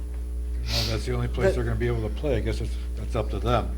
So, yeah, that's. If pickleball is played outside, it's an outside sport. It is Florida. You come to Florida in wintertime to be outside. If you don't want to, if that's the only courts that are available, I mean, they have to make the decision. It'd be no different saying bocce wants to be playing inside. I mean, bocce is played inside. I mean, in the wintertime up north where I come from, there are bocce courts that are played inside. But in the summertime, they're played outside. Here again, though, you run into the issue of cost and how you're going to budget for it.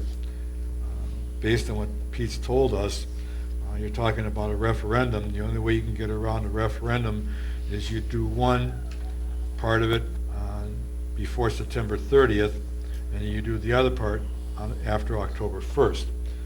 That way you're playing you're playing on new budgets on both sides of that referendum. And then you wouldn't need a referendum per se.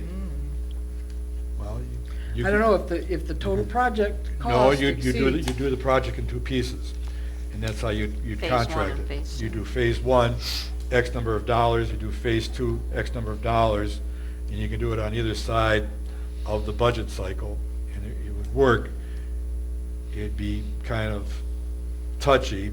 I'd be probably more comfortable with the referendum. Yeah, I would say that's Yeah, kind of that's- splitting the hair. Yeah, Weren't we, yeah. when we were doing the charter stuff, weren't we looking at raising that dollar figure? Yes. So if the dollar figure were to raise, if that went through, then this would become a moot point on playing games, because I have a real hard time with splitting hairs and doing, if I do phase 1, we excavate it and put the base in, and that's gonna cost, $18,000, and then we'll come back in a month and we'll put down the blacktop and, But we have done that in the Yeah. past. We have done that in the past, and it's perfectly legal. I understand There's it's legal. Nothing Yeah, illegal in doing it.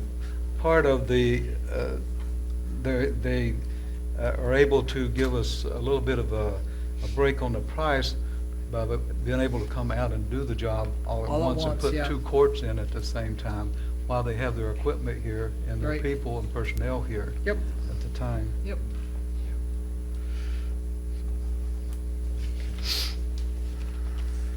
Any other comments on that at this point?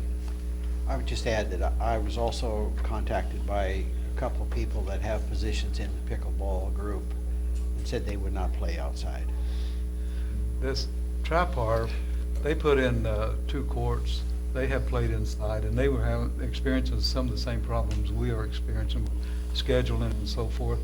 And they put the 2 outside courts in, and the people I talked to, they liked it. But then I understand now that they erased the lines off their inside courts, and it's forcing the people outside, and they're not happy with it at all. So. Right, exactly.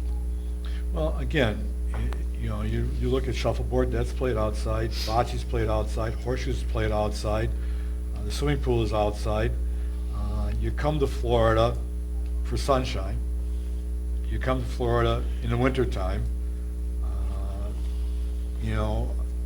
The aspect of saying you're not going to play outside goes counterproductive to what you're here for.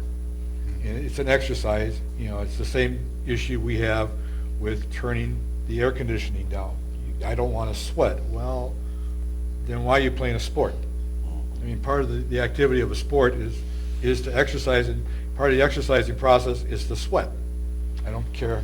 I mean, I haven't found an exercise yet where you don't sweat. And if you can show me an exercise where I don't have to sweat, I'll be the first one to sign up. That's probably not it. Probably followed by the rest of you on the board. I have friends that live in another park, and their pickleballs are all outside. Inside's not even an option, so. But wouldn't that free up a lot of the space in the large hall for what we're doing for the scheduling? Well, I'll in defense of the secretary, I'll be honest, I think she bends over backwards for a lot of the clubs and organizations here in the park to squeeze them into the halls. Absolutely. And, people have told me, well, this isn't a full-time job. Her having to do that is a full-time job. I mean, there's no way of getting around that. And, it's, That's why the charter says you can pay me $300. I'm kidding. I'm kidding. that's all I mean, it it does takes to keep say you that, on but there. I don't. I'd gladly pay you out of my own pocket, But again, it's this whole issue of, not wanting to do something. There's a lot of things I don't want to do that I have to do because there's no other alternative. And, I mean, I'll blame one board member who's no longer on the board for agreeing to move it inside. He should have left it outside on the back drive parking lot over here where he originally had it and never agreed to move it inside. That was a mistake. And we're paying that price for that mistake. Enough said. I mean, I'm lecturing now. I know. Well, to answer Pete's question, yes, I'd like to proceed with it. Yeah, that's what I think.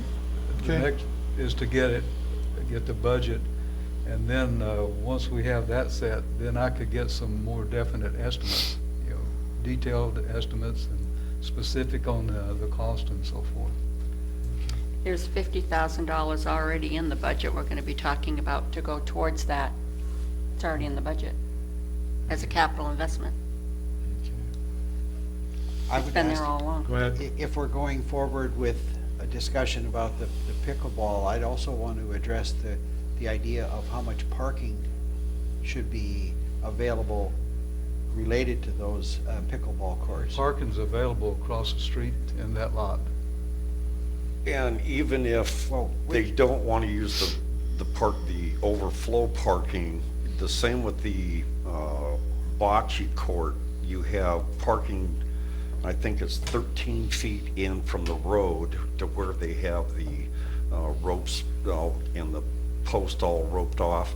So there's more than enough parking for that I think it's 167 feet all the way down to where the horseshoes start. So there's ample parking there. The overflow would pick up the Well, additional the part. overflow parking, we're talking about putting the courts on the south side of Bay along Park Boulevard, correct? So when you say the overflow, are you talking about the north side of Bay? Yeah, across the That's- street. that Right is- here. That is roped off, so that's not open. Well, No, We can't open it, we can can't open park it. there. So you said if simply opening it and let them park Yeah. there, okay. Because one of my concerns about any development, more specifically about the 10 property, is to make sure whatever we might ever do, we need to make sure we have adequate parking for anything that we do. That's why I bring it up. Yeah, so my first step then would need to get with each of those people to have them to tell me that we have adequate space to put 2 courts in there, and then go from there. Yeah, if you're running them north and south, that's 88 feet just for the 2 courts, and I'd probably say you got another 10 foot in between. Yeah. There's ample room to run them north and Yeah, south. east and west. East and west yeah, is what gonna I've be read on tight. that, the recommendation was to run them north and south. If you're outside, I guess that's because the sun rises and sets. Yeah. or something. Yeah. I need to correct, there is a line on here for converting the parking lot near the horseshoes to pickleball courts, but there's no money assigned to it. Okay. That was the next line down, I didn't We'll get follow it to- across. We'll get to your discussion Yep. on that Yep. shortly. Vacation of trustees, Sorry, hang on. Sure. So Pete's to proceed with yeah, getting more detailed, right. all right, Okay. thank you, sorry. With regards to vacation, like we did last year, if you could submit to me so I can put together sort of a map of who's going to be around when are you leaving for the park and when you planning on tentatively return to the park, so I can put together, so we have an idea of who's going to be around when. If you could do that within the next week or so, it'd be appreciated. Do you want them to also, I've got that vacation schedule on my wall, do you want them? Once I get that, I'll put them up. You'll put 'em up, I'll put them okay. up once I get that all together. Any questions on the vacation scheduling then? See, Ron, you're up. Oh, all right, good. So the budget.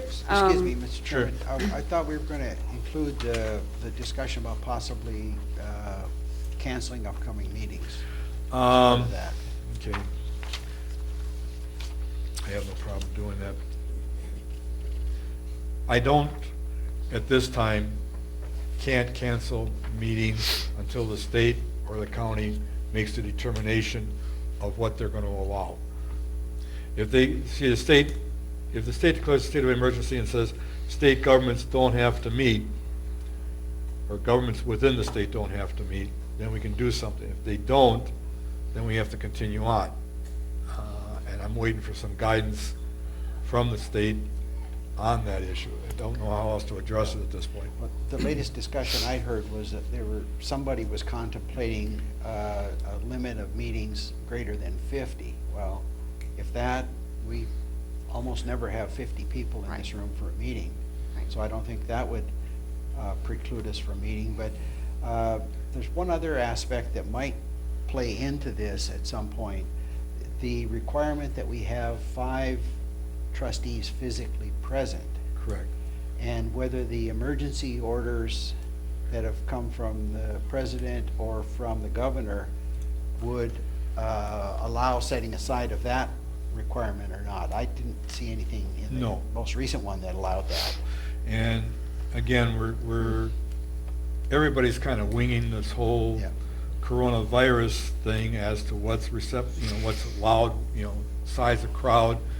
I tend to think as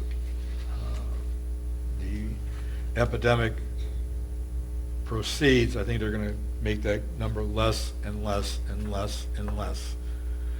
I can see in some parts of the United States where they're going to have total quarantine by the end of April, if not before. Probably before. So if we don't have 5 trustees, it becomes relatively simple to deal with the issue. We aren't meeting, I don't, and I don't know how the board feels, I don't believe in having a meeting for the sake of having a meeting. If we don't have an agenda, there's no reason to have a meeting. You can't do anything, we established that a few years back, that you can't do anything in a workshop. You can talk, but you can't really accomplish anything, and all your talk has to be repeated in the meeting that you can actually start taking some form of action. So it really was considered a waste of time. The biggest concern I'd have about not having meetings is if we have a situation that we need to get with the attorney, give him legal advice, or he's got something to ask for direction on. If we're unable to have a meeting, we're not able to give him direction. No, I can give him direction, subject to approval from the board at a subsequent date. I can tell him temporarily move forward with this. When the board meets next time, we will discuss that issue and give you final approval. So we can give them tentative movement. You're right about court cases in some respect. That becomes an issue, but we only have two current court cases that we're involved with. The third court case we're not involved with. And I have heard that one of those cases may go away because the person that's involved has sold his property. But I haven't gotten confirmation of that fact yet, which then leaves only one case open that we are currently trying to get some resolution to. And I haven't heard back from the attorney, because I'm assuming he hasn't heard from the defendant. Well, in relation to public relations issues and violations, if we needed to send something to the attorney, does that require board action to send it to Nope. the attorney? You can send it to him with the same stipulation. Proceed with it, and I'll make the board aware of it at the next meeting of what was taking place and how it was happening. And at that point, if you say, hey, we don't want you to do that, okay, then we call the attorney and tell them we're going to cancel that. Okay. But at this point, there are a few issues that may come up that, we'll deal with them as they come up. Okay? Okay. Moving on to the budget. You're up. Okay, the exhibit that you have in the packet today is just the result of our last discussion. So it includes the increase in the storage lot, it includes a lower increase in the marina slip rentals, and it includes a $1,300 assessment for the fiscal year ending 2021 and a 5% increase each year thereafter. There really wasn't anything else discussed that I had to make changes to here that I can recall. So this is the one we're at right now to vote on next Monday. So the annual assessment, we started off at 1,300. Mm-hmm. Is that the 5% for the next 1,365 Yep. and then 14? Yep. Now, I guess I got confused. Is there a 5% increase on the boat storage Yes. and boat slips? Yes, And 5% so- on everything. Why?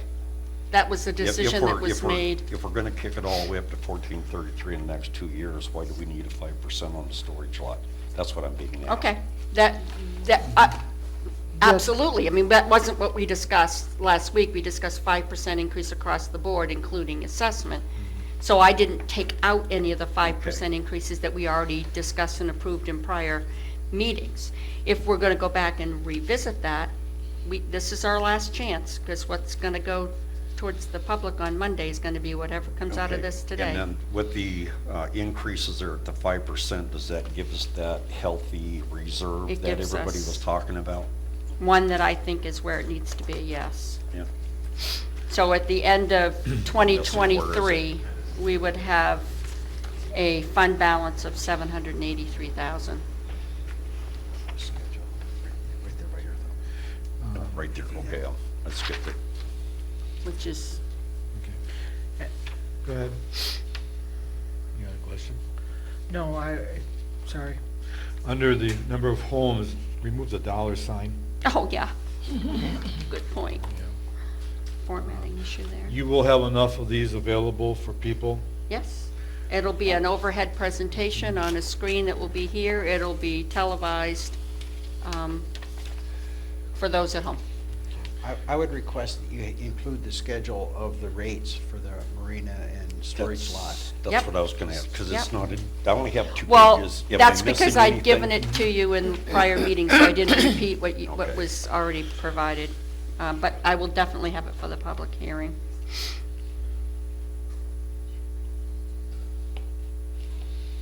Any- There's no place to worm in pickleball this year? Is that what I heard? No, we can, I'm just asking because we discussed it, we told Pete to move forward. Yep. But if we're looking at not being able to do pickleball courts until October of 2022, then there's no point in sending Pete on a fool's errand right now. right now with the 1,300, we're gonna end 2021 with a reserve of 435,000. So if we were to add in money for pickleball, it would just be closer to 400,000. We're just slightly under, and then that would carry forward, so, But we can also amend the budget once it's been approved. yes, we can. So we can add it in, and take it out, as we're going along. That's fine. Since we don't have enough information to make a solid decision, putting it in would be foolish at this juncture. Yep. Very good. Okay. Thank you. Any others? Is there consensus to present this at the public hearing? And Yep. if we have enough money, can I move that small hall back into 2021 instead of 2022? Would that kill me? What do you wanna move Which now? I have the small hall ceiling tile replacements with the light, air, Right and now, it's sound. in 2021, you wanna move it 2022, into 2020? Or 2021. 'Cause It's I in have- 2021 right now. You talking about the No, it's 32,000? 2022, the 32,000. The 30, oh, I'm saying, okay, you're saying have it be all in the 2021 versus split between 2 Yeah, years? because Oh. I have all the bids and everything for that now. Is And that- while the summer's gone, I'd like to tear this place apart and get it set up so it's, Is that gonna fix the air conditioning where one end is a different temperature than the other end dramatically? I don't have that problem in here, I have that problem in the big Oh, hall. you have that problem in here too. If we, You do. We play cards in here on Friday night, and some of the people, if we split the room, and we leave the wall open so we get some airflow, because if they close the wall, that end of the room is very warm. If we leave the wall open, we still have, there's probably a good 3, maybe 4 degrees difference from this end to that end. And when you said you were doing the ceiling stuff, I was hoping that was gonna change that you Airflow? were addressing the runs of the air conditioners. Well, I know this entire ventilation system's gonna change. I don't think it's gonna change anything from that end to this end. I'll have to confer with Mark on that later on. I'm just bringing it up to Yeah, make sure that you yeah. were aware that there is a little bit of a discrepancy. Are we freaking out and worrying? No, we're not, but if you're gonna be up there fixing it, boy, it'd sure be nice if you were aware of it and got that fixed too. 3 degrees. another thing too, if Well, we, One minute. if we do it during the summer, will it interfere with our lease with the church? Because they're in here in the summer. I can probably put them right back in the big hall. You have to put them in the front because the back has, the Bingo. bingo set In the up, evening. left set up. But yeah, it'll be a It's doable. total tear down in here. Yeah. you know. If it's done during the summer, it won't be done out of this new budget anyway. Correct. Right. Next year. Next yeah. Next summer. summer. Next summer, you Yeah, want. next Yeah, summer. okay. I want it before I get Can off we the do boat. that or not? We can do that, absolutely. So we're gonna move 32,000 into the 2021. Yep, 21. and reduce 20 the 2022. Yeah, reduce that by that amount. Mm-hmm. Any others? Is there consensus to present this at the public hearing and vote on it next meeting? Yes, you're asking me, Yeah, yes. I'm asking all of you. Yes. Any objections? Nope. Okay. With that, open it up for public comment.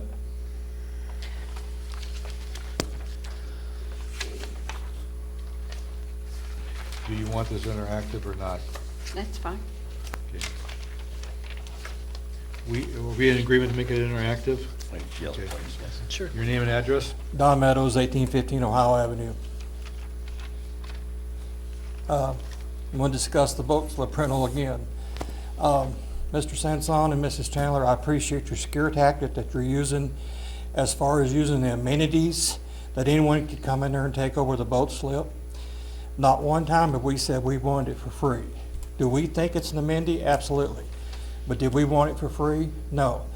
So by your rules of the amenity, or my understanding, next time I go to the pool and there's someone sitting at one of those tables and umbrellas, when they get up and go get in the pool, I can go sit down at that table and take it away from them, Actually, yes. which I think is wrong. Well, it may be wrong, but that's what an amenity I is. didn't think you could discuss with me. We can. No, we do- just- Oh, you can We now? opened it, we We opened opened it up so we could. Good. So Because- yes, you could. I'm not saying it's right, but you could. It's not right. It's Well, absolutely I'm it's not not right. arguing I that agree with point. that. But what you're trying to do here as far as scare people into this amenity thing about the boat slip rentals. I'm not trying to we're- scare anybody. Absolutely, that's No. exactly what you're doing. You're telling people, let me finish. You're telling people that if you make it an amenity and they go out to sea to go fishing, when they come back, they might not have a boat slip there. So that's a scare tactic, saying, no, you can't do that. And we're not trying to say that. What we're trying to say is we don't understand why you keep on putting the cost increase on the back of the boat slip guys in the storage lot when you're looking to spend $35,000, $40,000, $50,000 for pickleball courts over here, and they're not paying a dime. The money, the hundreds of thousands of dollars you spend on the pool every year for people to enjoy. Let's backtrack, okay? Okay? Okay, when you talk about the pool and you talk about pickleball and everything else, that's a recreational activity of the park. You don't think the boat slip, That is not. when this place was built, originally built, the boat slip was put in there for the pleasure and the amusement of the park owners, to be able to have that, to be able to go out to the sea, to go fishing, go boating, do whatever they want to do. The same way the pool was put in, because there's pool lovers that wants to go to the pool and lay out and sunbathe all day. The same way with the bocce. People loves to play bocce ball. It's all the same sport. It's just different sports. Okay, point taken. And- Anything else? But it's the one sport that you guys seem to keep on attacking every year as far as an extra cost to bring extra money into this park. When I think if you would look at the other park, Bray Park up there, how they do their cost to bring in extra money, they charge every place in there that does anything, whether it's a pool, the bocce ball, the pickleball. And don't get me wrong, guys, I'm not against any of this stuff. It gets a little old every time you put a budget in that the boat owners and the storage lot owners is the one that you guys always seem to attack always first. And you always use this scare tactic about you're going to lose your slip if you go out to sea. If you go out boating, you come back, there might not be a slip there for you to use. We're not asking for that. We're not asking for free slip. We do think it's an amenity of the park, just like every other amenity in the park is.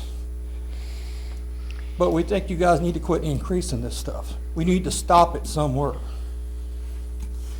I'm sorry that you think it's a scare tactic, because it never was meant to be a scare tactic for me. At the last board meeting, I wanted to eliminate boat slip rentals, period, 100%, okay? And consider it an amenity, just like our pool and our pickleball. And not allow rentals to outside people, have it be for residents only. So those residents who have boats that are on waiting lists can get a slip. That was what I thought should happen. But then when we started talking about that, it did come into, if you're not paying for something that says that's your slip and only your slip, it does mean somebody else can come into it. Now, I don't know how often that would happen. I do know there's some people in this park that unfortunately, and I feel bad for them because I don't know why they're this kind of people, will do just that. Oh, I agree. Just because they can. I agree. Okay? And that's sad, but it will happen. So we decided that we had to remain with them being rented slips. And the increase that we're putting on them is minimal compared to where we started out, but there is a small increase that we are asking. I'm sorry, I hate to kind of belabor this, but maybe we do need to discuss whether or not an increase, whether we should leave those rates flat and not increase them, given the fact that we are now just making a decision to consider putting money into outdoor pickleball courts. I'm sorry, I think that's a valid, that I think we should discuss. Well, and speaking of that is, you know, I was in my floor covering business my whole life. And I know that you guys have refinished this big hall a couple of times, and most of it's because of the pickleball playing in there, which I don't have anything against that. Pickleballs and dance and all that stuff. Again, nobody's paying for this except the amenity that they have in this park, except for the boat owners. No, that's not true. I have checked. That's Let not me say true. one thing. I have checked with a couple other parks in the area that has marinas, and in mobile home parks. And the highest one I found was $150 a year. Or, let me back up. The storage lot was $150 a year. The slip rental was $6.50 a foot.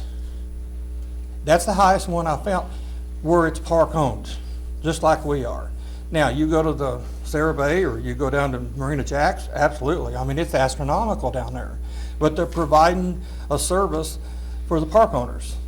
They're not providing service for outside people that wants to come in and do it. And that's where I think it just keeps on getting. All right, I have a question. When you're looking at these storage lots and this per foot, are those mobile homes or are they subdivisions? There's mobile homes. Because this is a subdivision. You own your property. If you're looking at some place where I'm paying $500 a month rent, and then you're offering a marina for a lower fee, that's a different animal, apples and oranges to us. You're blowing this out, you're No, twisting it. I'm asking- You're twisting this around. She's asking a question here. I understand that, but she's twisting it around. It's not true because it's co-op owned mobile home parks. That's what I'm asking. So, That's what I asked you to clarify for Yes. me, was, do they own their property, or do they not own their property? they do not own their property, but it's co-op So owned. they do not, They're not in the same league as we are. They're in a whole it's different apples, league. it's apples and oranges, We're not okay, comparing the same things. okay. Well, Here, you own, I the- disagree you own with you that. own the home, you own the property, okay? And you're not having a homeowners association, or you're not paying a monthly fee to have your mobile home on it. You pay a tax once a year, and that's what you're paying, it's a property tax. I agree, it's a property tax, but it's also a fee that comes back to this park to support the park. It's a governmental function that's being taken place. Right. To provide services to the citizens of the park. You don't think a co-op owned park is the same thing? No. I think it is. It's money being paid to the Their- park to their- function their- the park. Their rules and regulations are not governed the same way our Bay Shore Gardens is, okay? And I know what they charge.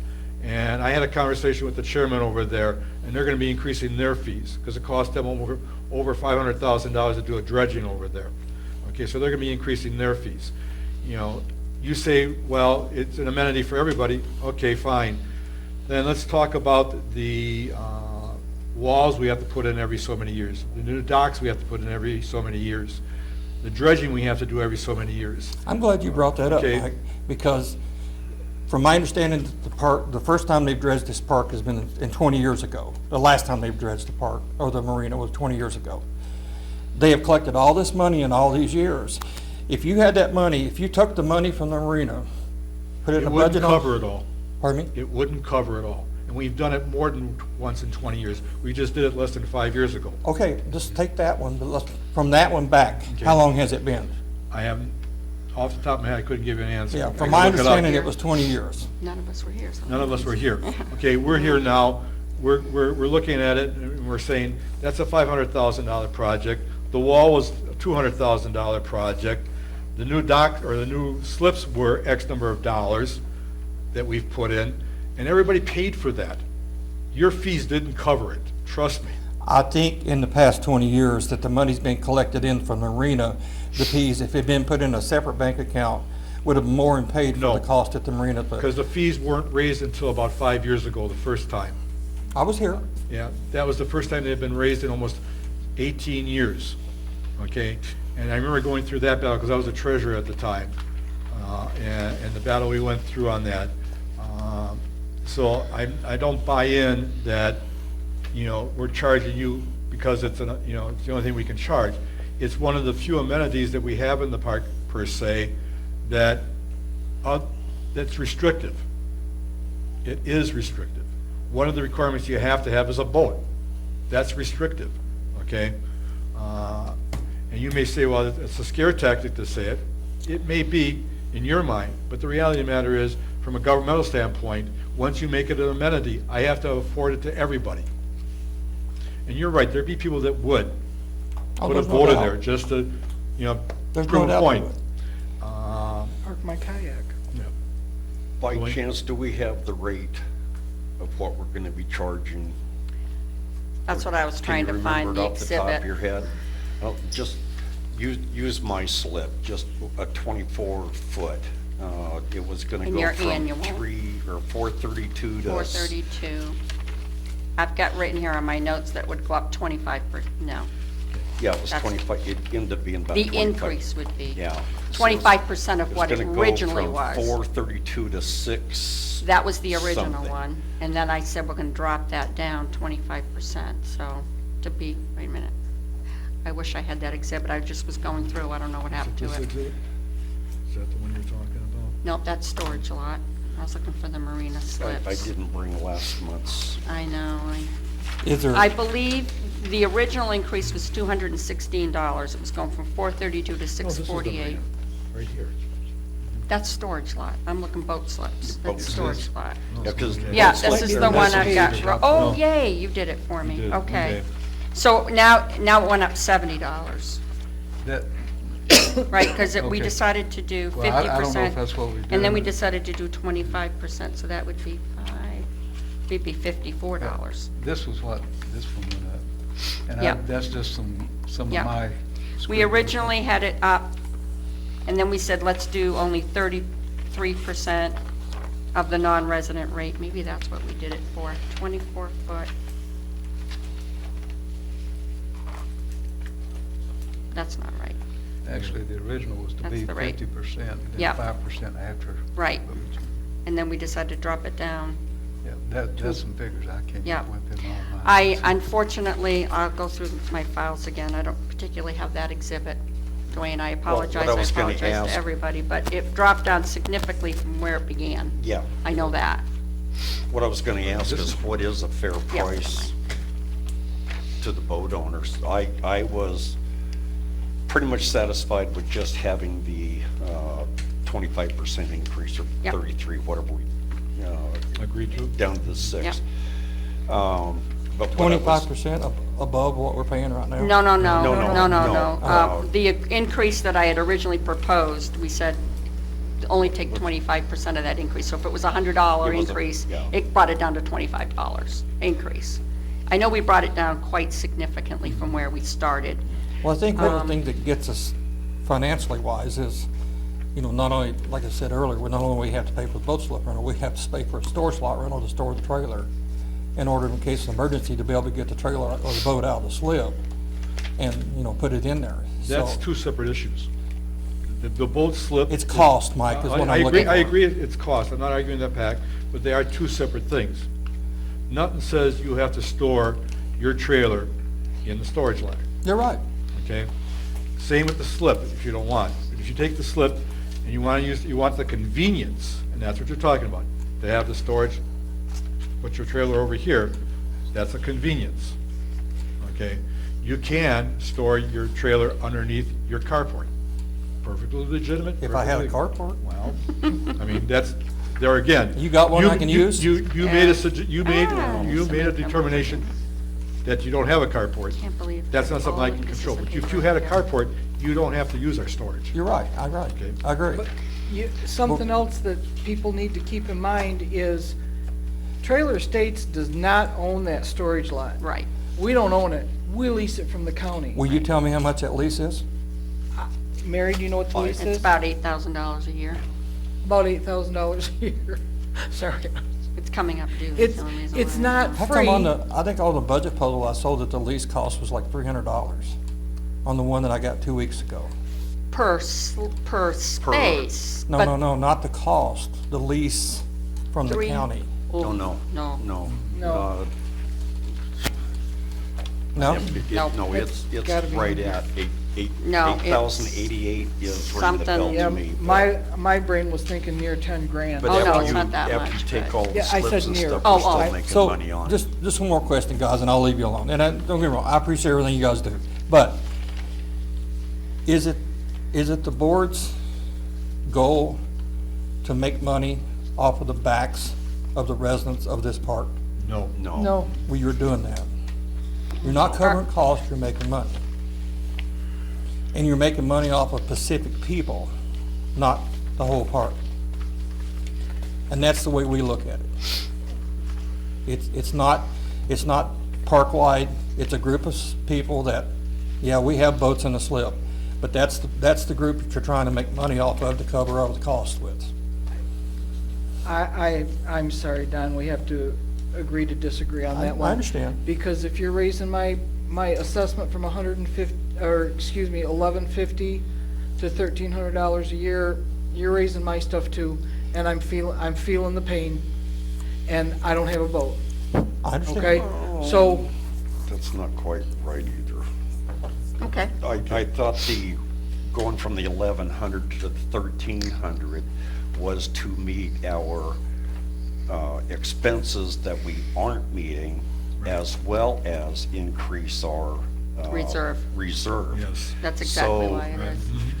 Yes. If we just wanted to cover our Just to meet the expenses and worry about expenses. today Yeah. and not worry about tomorrow, we wouldn't have to increase them to $1,300. Correct. But the reason why we're where we are today is because that was our mentality. How much do I need for the next 12 months? I don't care about the next 12 after that. I'll worry about that when I get And I there. agree with you 100% on that part. Okay, that's why we're where we are today. Yeah, I agree 100%. So increasing it to 1,300 is going to allow us to meet the increase in expenses that are out of our control, Right. and build us a reserve so we're in a better, stable financial position going forward.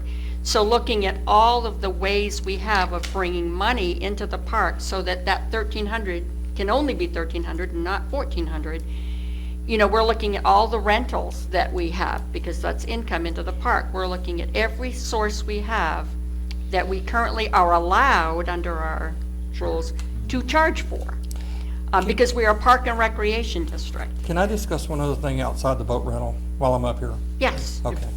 If it's If budget-wise. it's budget no, if it was related. covered Yeah. on the workshop. I know, I gotta go. But one of the things I think this park needs to look at is the landlords that's in this park, and how many rentals they have. And they're making money, as far as I'm concerned, they're making money off the backs of us, because we're paying for their rentals, cable and internet bill, and their trash pickup. No, we're not. Yes, They- we are. They pay taxes just like you do. They pay, the pay owners of the property pay taxes the same amount you do. So if they Okay, own four Mike- properties, Mike, they're I don't- paying four I'm gonna times. agree to disagree with you on that Well, part, if- because if the they're being- if they're- $1,100 that comes back to this Right. park Right. for us to operate on, Yes. correct? You're taking part of that money out of that $1,100 to pay for their cable bills, their internet bills, and their trash pickup, But that's the correct? same, but it's the same thing, they're owners. You gotta understand. doesn't matter if It the doesn't make a people- difference. But They're owners. But they're making profits off of the That's- back of this park. That's the free enterprise system. The free enterprise system is if you own property and you wanna rent it, you got the right to rent it. You must have rentals in here. One, I rent to my brother-in-law and sister-in-law. And they don't get, trust me, they aren't even getting charged close to what they should be, but that's between me and them. The truth of the matter is, an owner is an owner is an owner. And they pay $1,100, just like you pay $1,100 for every unit they own. And it's not The people that costing us don't pay more. are the people that have no trailer on their property and can use the amenities of the park for free. They're the ones you should be complaining about. Or the person that has a garage attached to a property that was a mobile home. I agree 100% on that part, too. We're working on it. All right, guys, thank you. We're working on Just that. please consider not increasing them, that's all I So- can ask. Okay, thank you. So, ahead. yeah. Come on all up. right, we'll do that. Jermaine Jeremy, 1614 You can lift Minnesota. it up. Okay. The whole thing, yeah, There you there you go.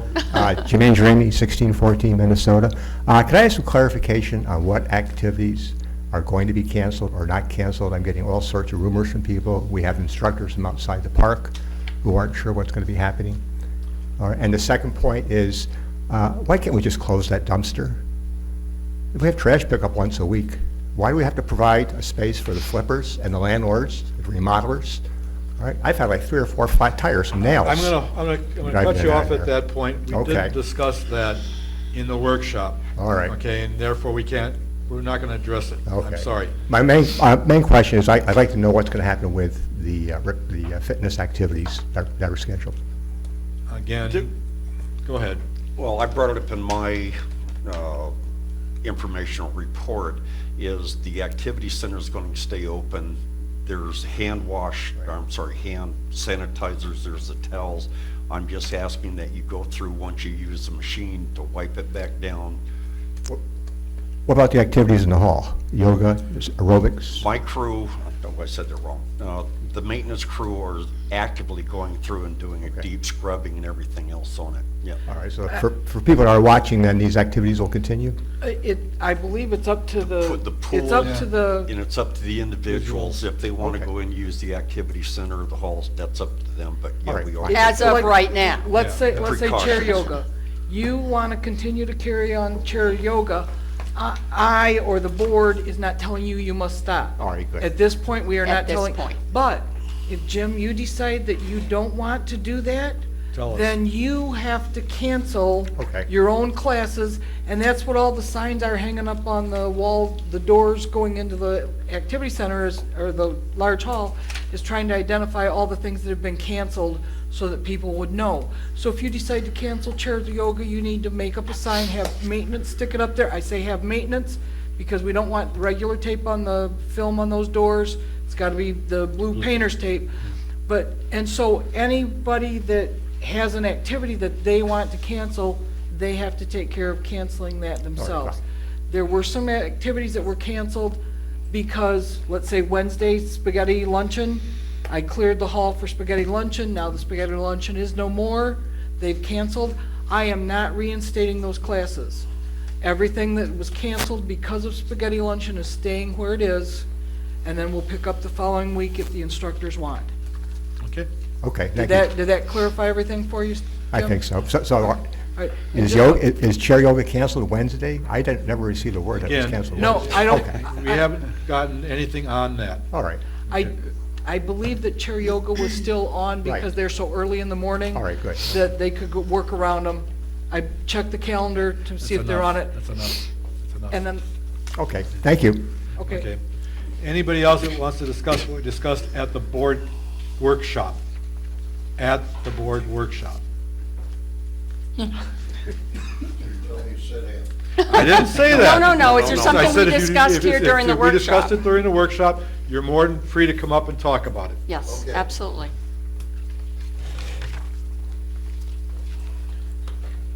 Rick Rigdon, 2204 Indiana Avenue. I guess my question, I guess it was the last meeting, there was a big discussion about, What was, again, only what was discussed at this board meeting's workshop, okay, okay? at this board meeting's workshop, 10 minutes ago was brought up, Okay. people who own properties adjacent to their properties with a garage on it not paying for it.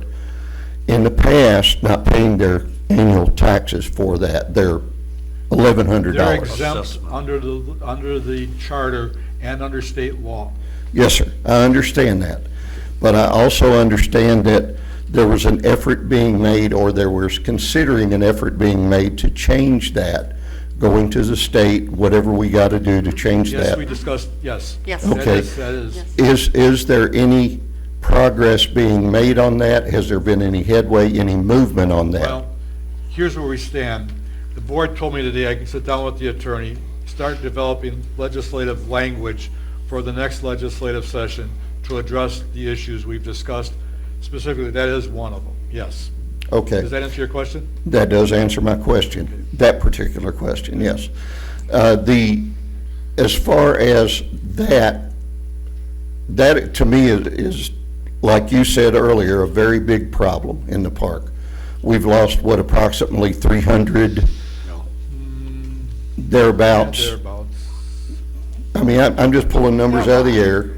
a lot. But We'll agree with you, it's some number, we're not really sure about Yeah. that number, but, you know, And, Yes. and so, I mean, that's, $30,000, $35,000 a year that we're losing on an average Yep. that would go towards buying a new pickleball court or go towards whatever we need it for. Exactly. And like Don and I fish together, so we run together. Like Don, I don't have any problems with anybody doing whatever they love to do in this park. I just want it to be fair. I just feel like if I'm paying to play, let's let everybody pay to play. I know that $1,100 is supposed to take care of that according to some people, but I also know this thing don't operate on $1,100 a year. And the maintenance projects that we have and the nice to do thing projects that we have can't be covered by that. I understand that the increase for that 1,100 to 1,300, and I think it's well overdue. I think it's a wise decision to do that, and that way everybody pays for it, not just a few. And I fully understand that. That's what I said earlier when I stood up here. I felt like if you needed to do it, let's increase it, but increase it on everybody. I don't mind paying for my boat slip. I just don't want to be paying comparable to everybody else because I do own property in here, like you plainly stated, and I do pay my taxes, my $1,100 a year that comes back to help us operate this park. So basically, that's all I'm saying. Let's just be fair to everybody. Don't just be fair to a few. Let's just be fair to everybody. Let's make it everything a level playing field. And I do appreciate everybody's volunteering to do this because I don't want to do it. Mike, I have to admit, I'm the first one to tell you, I don't want to do it. I wouldn't sit in that chair because sometimes I think you're pretty mean, but I believe I would be a hell of a lot more mean than you are. So, I mean, you mean my pleasant disposition doesn't always show? oh yeah, you're such a ray of sunshine all the time. But the fact remains, I know you've got a business to operate, and this is a business, it's a government, it's whatever you want to call it, but it's money in, money out, and you got to make everybody happy. But let's make everybody happy and make everybody pay, okay? That's all I'm asking. Y'all have a nice day, okay? You too. Half a Thank day. you. Can we get some? Anybody else? Yep. we Yeah, got Phyllis one. is coming around.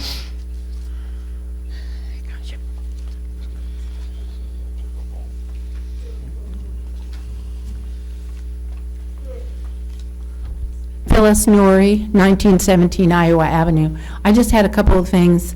One was about the water usage at the laundromat. Okay, I have been in there and there are no washing machines running and no one's in the restroom, and I hear water running. Is that from that water machine? I will have to check. Yeah. I don't know. Well, I will say that might be where, okay, it's been a while since I've been there, but, okay. The other thing I wanted to ask about the dumpsters. Now, pretty soon, we're going to have 2 pickups twice a week in the park. And is that a city thing that they do that, or is that something we have requested? That's what we've requested. That's Okay. That's what we've contracted for. Okay. Why are we doing that? Only because in the summertime, there's very few people here. I mean, I'm here all year round, and there's some day, twice a week, I may not even have put my can out because I don't have anything. Can we save some money by just going once a week year round? There's fewer people here. It just seems reasonable to Our me. contract with Waste Pro is up in February of 2021, and I'm meeting with them tomorrow, actually, to start negotiating the new contract. So all of that is up for consideration. Okay. And I was also wondering too, if on the dumpsters, because that seems to be costing us a lot of money, could we limit ourselves to X amount of dumpsters a month? And then, That is, in the contract, it's so many per year. And when we exceed that amount, we pay additional for that. okay, that was, but why are we doing that additional? let's set so much, and then these people that are putting in their house stuff can get their own, you know. You're making an assumption that we'd all like to make, but you can't make. Because people that are gonna not obey the rules and understand the dumpster's full are still not gonna obey the rules and then overstuff the dumpsters anyways. lay it on the And then ground we're gonna lay it beside on the it. ground, and we're gonna have a bigger mess Well, to pick up afterwards. My thought is, well, I see a lot of people go over there with their bags of trash. We are paying to have it picked up at their door, so we've got that cost, and then we're paying again because they're, you know, taking it over there. What you see there is a lot of the people that leave the park during the middle of the week in between pickups, taking the trash over there and dumping it, rather than leaving it at the house, you know, and, or taking it with them out of the park and disposing of it somewhere else. They're putting it into the dumpster, and then we have to send one of our employees into the dumpster to take the stuff out of the dumpster. Yeah. Otherwise, we Okay. get charged extra for that. All righty. My Well, understanding is correct. I'm Thank looking you. at that whole thing, though. I'm starting that discussion actually tomorrow. Okay, thank you. Any other comments? Yes? On the dumpster contract issue that you brought up, the other, or the trash pickup contract, if we were going to ever consider getting rid of the dumpsters, the one dumpster is the recycling, so we need to have some other type of recycling program, i.e. curbside, which is a whole nother cost factor. Nope. I've been through It's on that my in the list. past, and I know you're talking about a significant operational change for the hauler if we were to do curbside recycling, but it's possible. With that? Wait a minute, I'm not done. Oh, okay. I'm not done. Go for it. Sorry. No. I am sorry, but no. I'm not 100% sure where we landed. Are we making any changes to boat slips? No. Everybody is agreeing that we're going to leave the increase in, we're not going to, if we were to. What we agreed to last meeting was a 33% cost as related to other people that rent from us. That we've set the amount at 33% of what the cost was to the outsiders. Yeah. And that's what we Yeah. agreed to. Yeah, and after discussion today, I just want to make sure that everybody here says we're not making any changes to that, we're staying with it as is. I just want people to know, if we were to leave the fees flat for the boat slip rental, if I just look at what we're expected to bring in 2020 versus what it's looking like for the 3 years after that because of the increases, it's $65,000 over a 3-year period, that if we were to, but it's $17,000 for next year. So if we were to postpone any increase for another year and leave it flat, it's $17,000 less of income. And I just, we've had a lot of discussion about it. I just want to make sure, before I move forward to next Monday, that we're not changing it, or are we changing it? And I want to know what everybody wants me to do. Well, the only thing I had the question on was just the 5% increase every year. Yeah? That was the We're- only thing I did. Aren't we increasing everything 5%? Everything, yes. We're increasing, I know I But my got the wrong question name, but was- Hicks Marina, and we're increasing post office, and everything's getting, the assessment is planned on being increased 5%. The storage Yeah, lots. but Everything's- my question was why? If we jump from Because everything else, 1,100 everything we get 1,100 charged, to 1,400. everything we get charged is at 5% increases. Okay, we get increases when it comes to the TV contract, that's raised 5%. We charge the post office and the marina 5%. Okay, it's just a continuation of that same logic. We brought the fee down to 33% of what we're charging to the outside. We're raising theirs 5% every year. By raising theirs 5% every year, you're raising theirs by that same amount. That's what we're doing. Okay, so we're not raising it the full amount that she had made the request of. It was almost, what, a couple $100 more? We're setting the rate at 33% of whatever we're charging those persons on the outside that would rent from us. That's what we're doing. And then When we make that adjustment on theirs, we're making the adjustment on the other ones on the inside by 5%. Okay, so I can basically assume, which is bad, that when we jump from the 1,100 to the 1,300, 11 to 13, and then 2 years from now be the 1,433 at the That's a 5% 5% increase. increase. Mhm. We will not be increasing the boat slips or the storage? Yes, we will. Because it's Yes, going we by will. the 5%. Going by the 5%, So we're not gonna yes, come back yes. next year and say, No. I need another No. 20%? No. Right now, what you pay in the 2020, 2021 year, Yeah. let's say it's $100, the next fiscal year, it's gonna be 5% more than that for your boat slip. Okay, just, And we're your not gonna storage come lot. back and say, I need another increase over No, top of that. right now, this is saying it's gonna be One of the- 5%. For the next 3 years. Right. One of the Fiscal reasons why years. we went that route was for the very reason that the people that have been coming up here have been talking about. That we wanted to give it some continuity without from their perspective, gouging them to the extent that, that we thought was more reasonable to do it that way. And that way, it's a gradual, not a substantial increase. Gordon? I agree, except that I want to see the final schedule of what those rates are to confirm that it's what I think. She will bring We that to the agreed. next meeting for So- not only us, Yeah. but for the Everybody. residents of the Right. park to examine at the public hearing. So that'd be my condition on saying whether I agree that that's what we're going forward with. And the reason I was asking for that schedule is as I go boating or walking the park and stuff, people are asking me, well, what's the rate going to be? And I'd like to turn around and say, is that agreeable with you? What rate do you think is appropriate for the park? The one thing I want to come back to, a statement that you made, Dwayne, right now, we're talking about the fiscal year, October 1st, 2020 to September 30th, 2021, and we're setting those rates. We're projecting forward that if we increase everything 5%, and if we charge, at the end of that 3-year period, this is what our reserve will look like.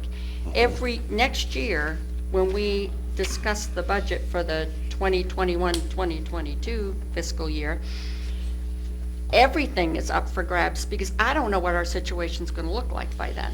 We could have, this is an estimate. All this is an estimate that says, based on what I know today, and based on what we've historically spent in these categories over the last 1, 2, 3, 4, 5, 6 years is what I have here, I project it's going to cost us this much in those years, based on increases year over year. What can we expect and plan for? What it will be, I won't know until we're there, until a year from now. Because I'm assuming that if it's always gone up about 3.5% a year, it's going to continue to go up 3.5% a year if it has for the last 6 years.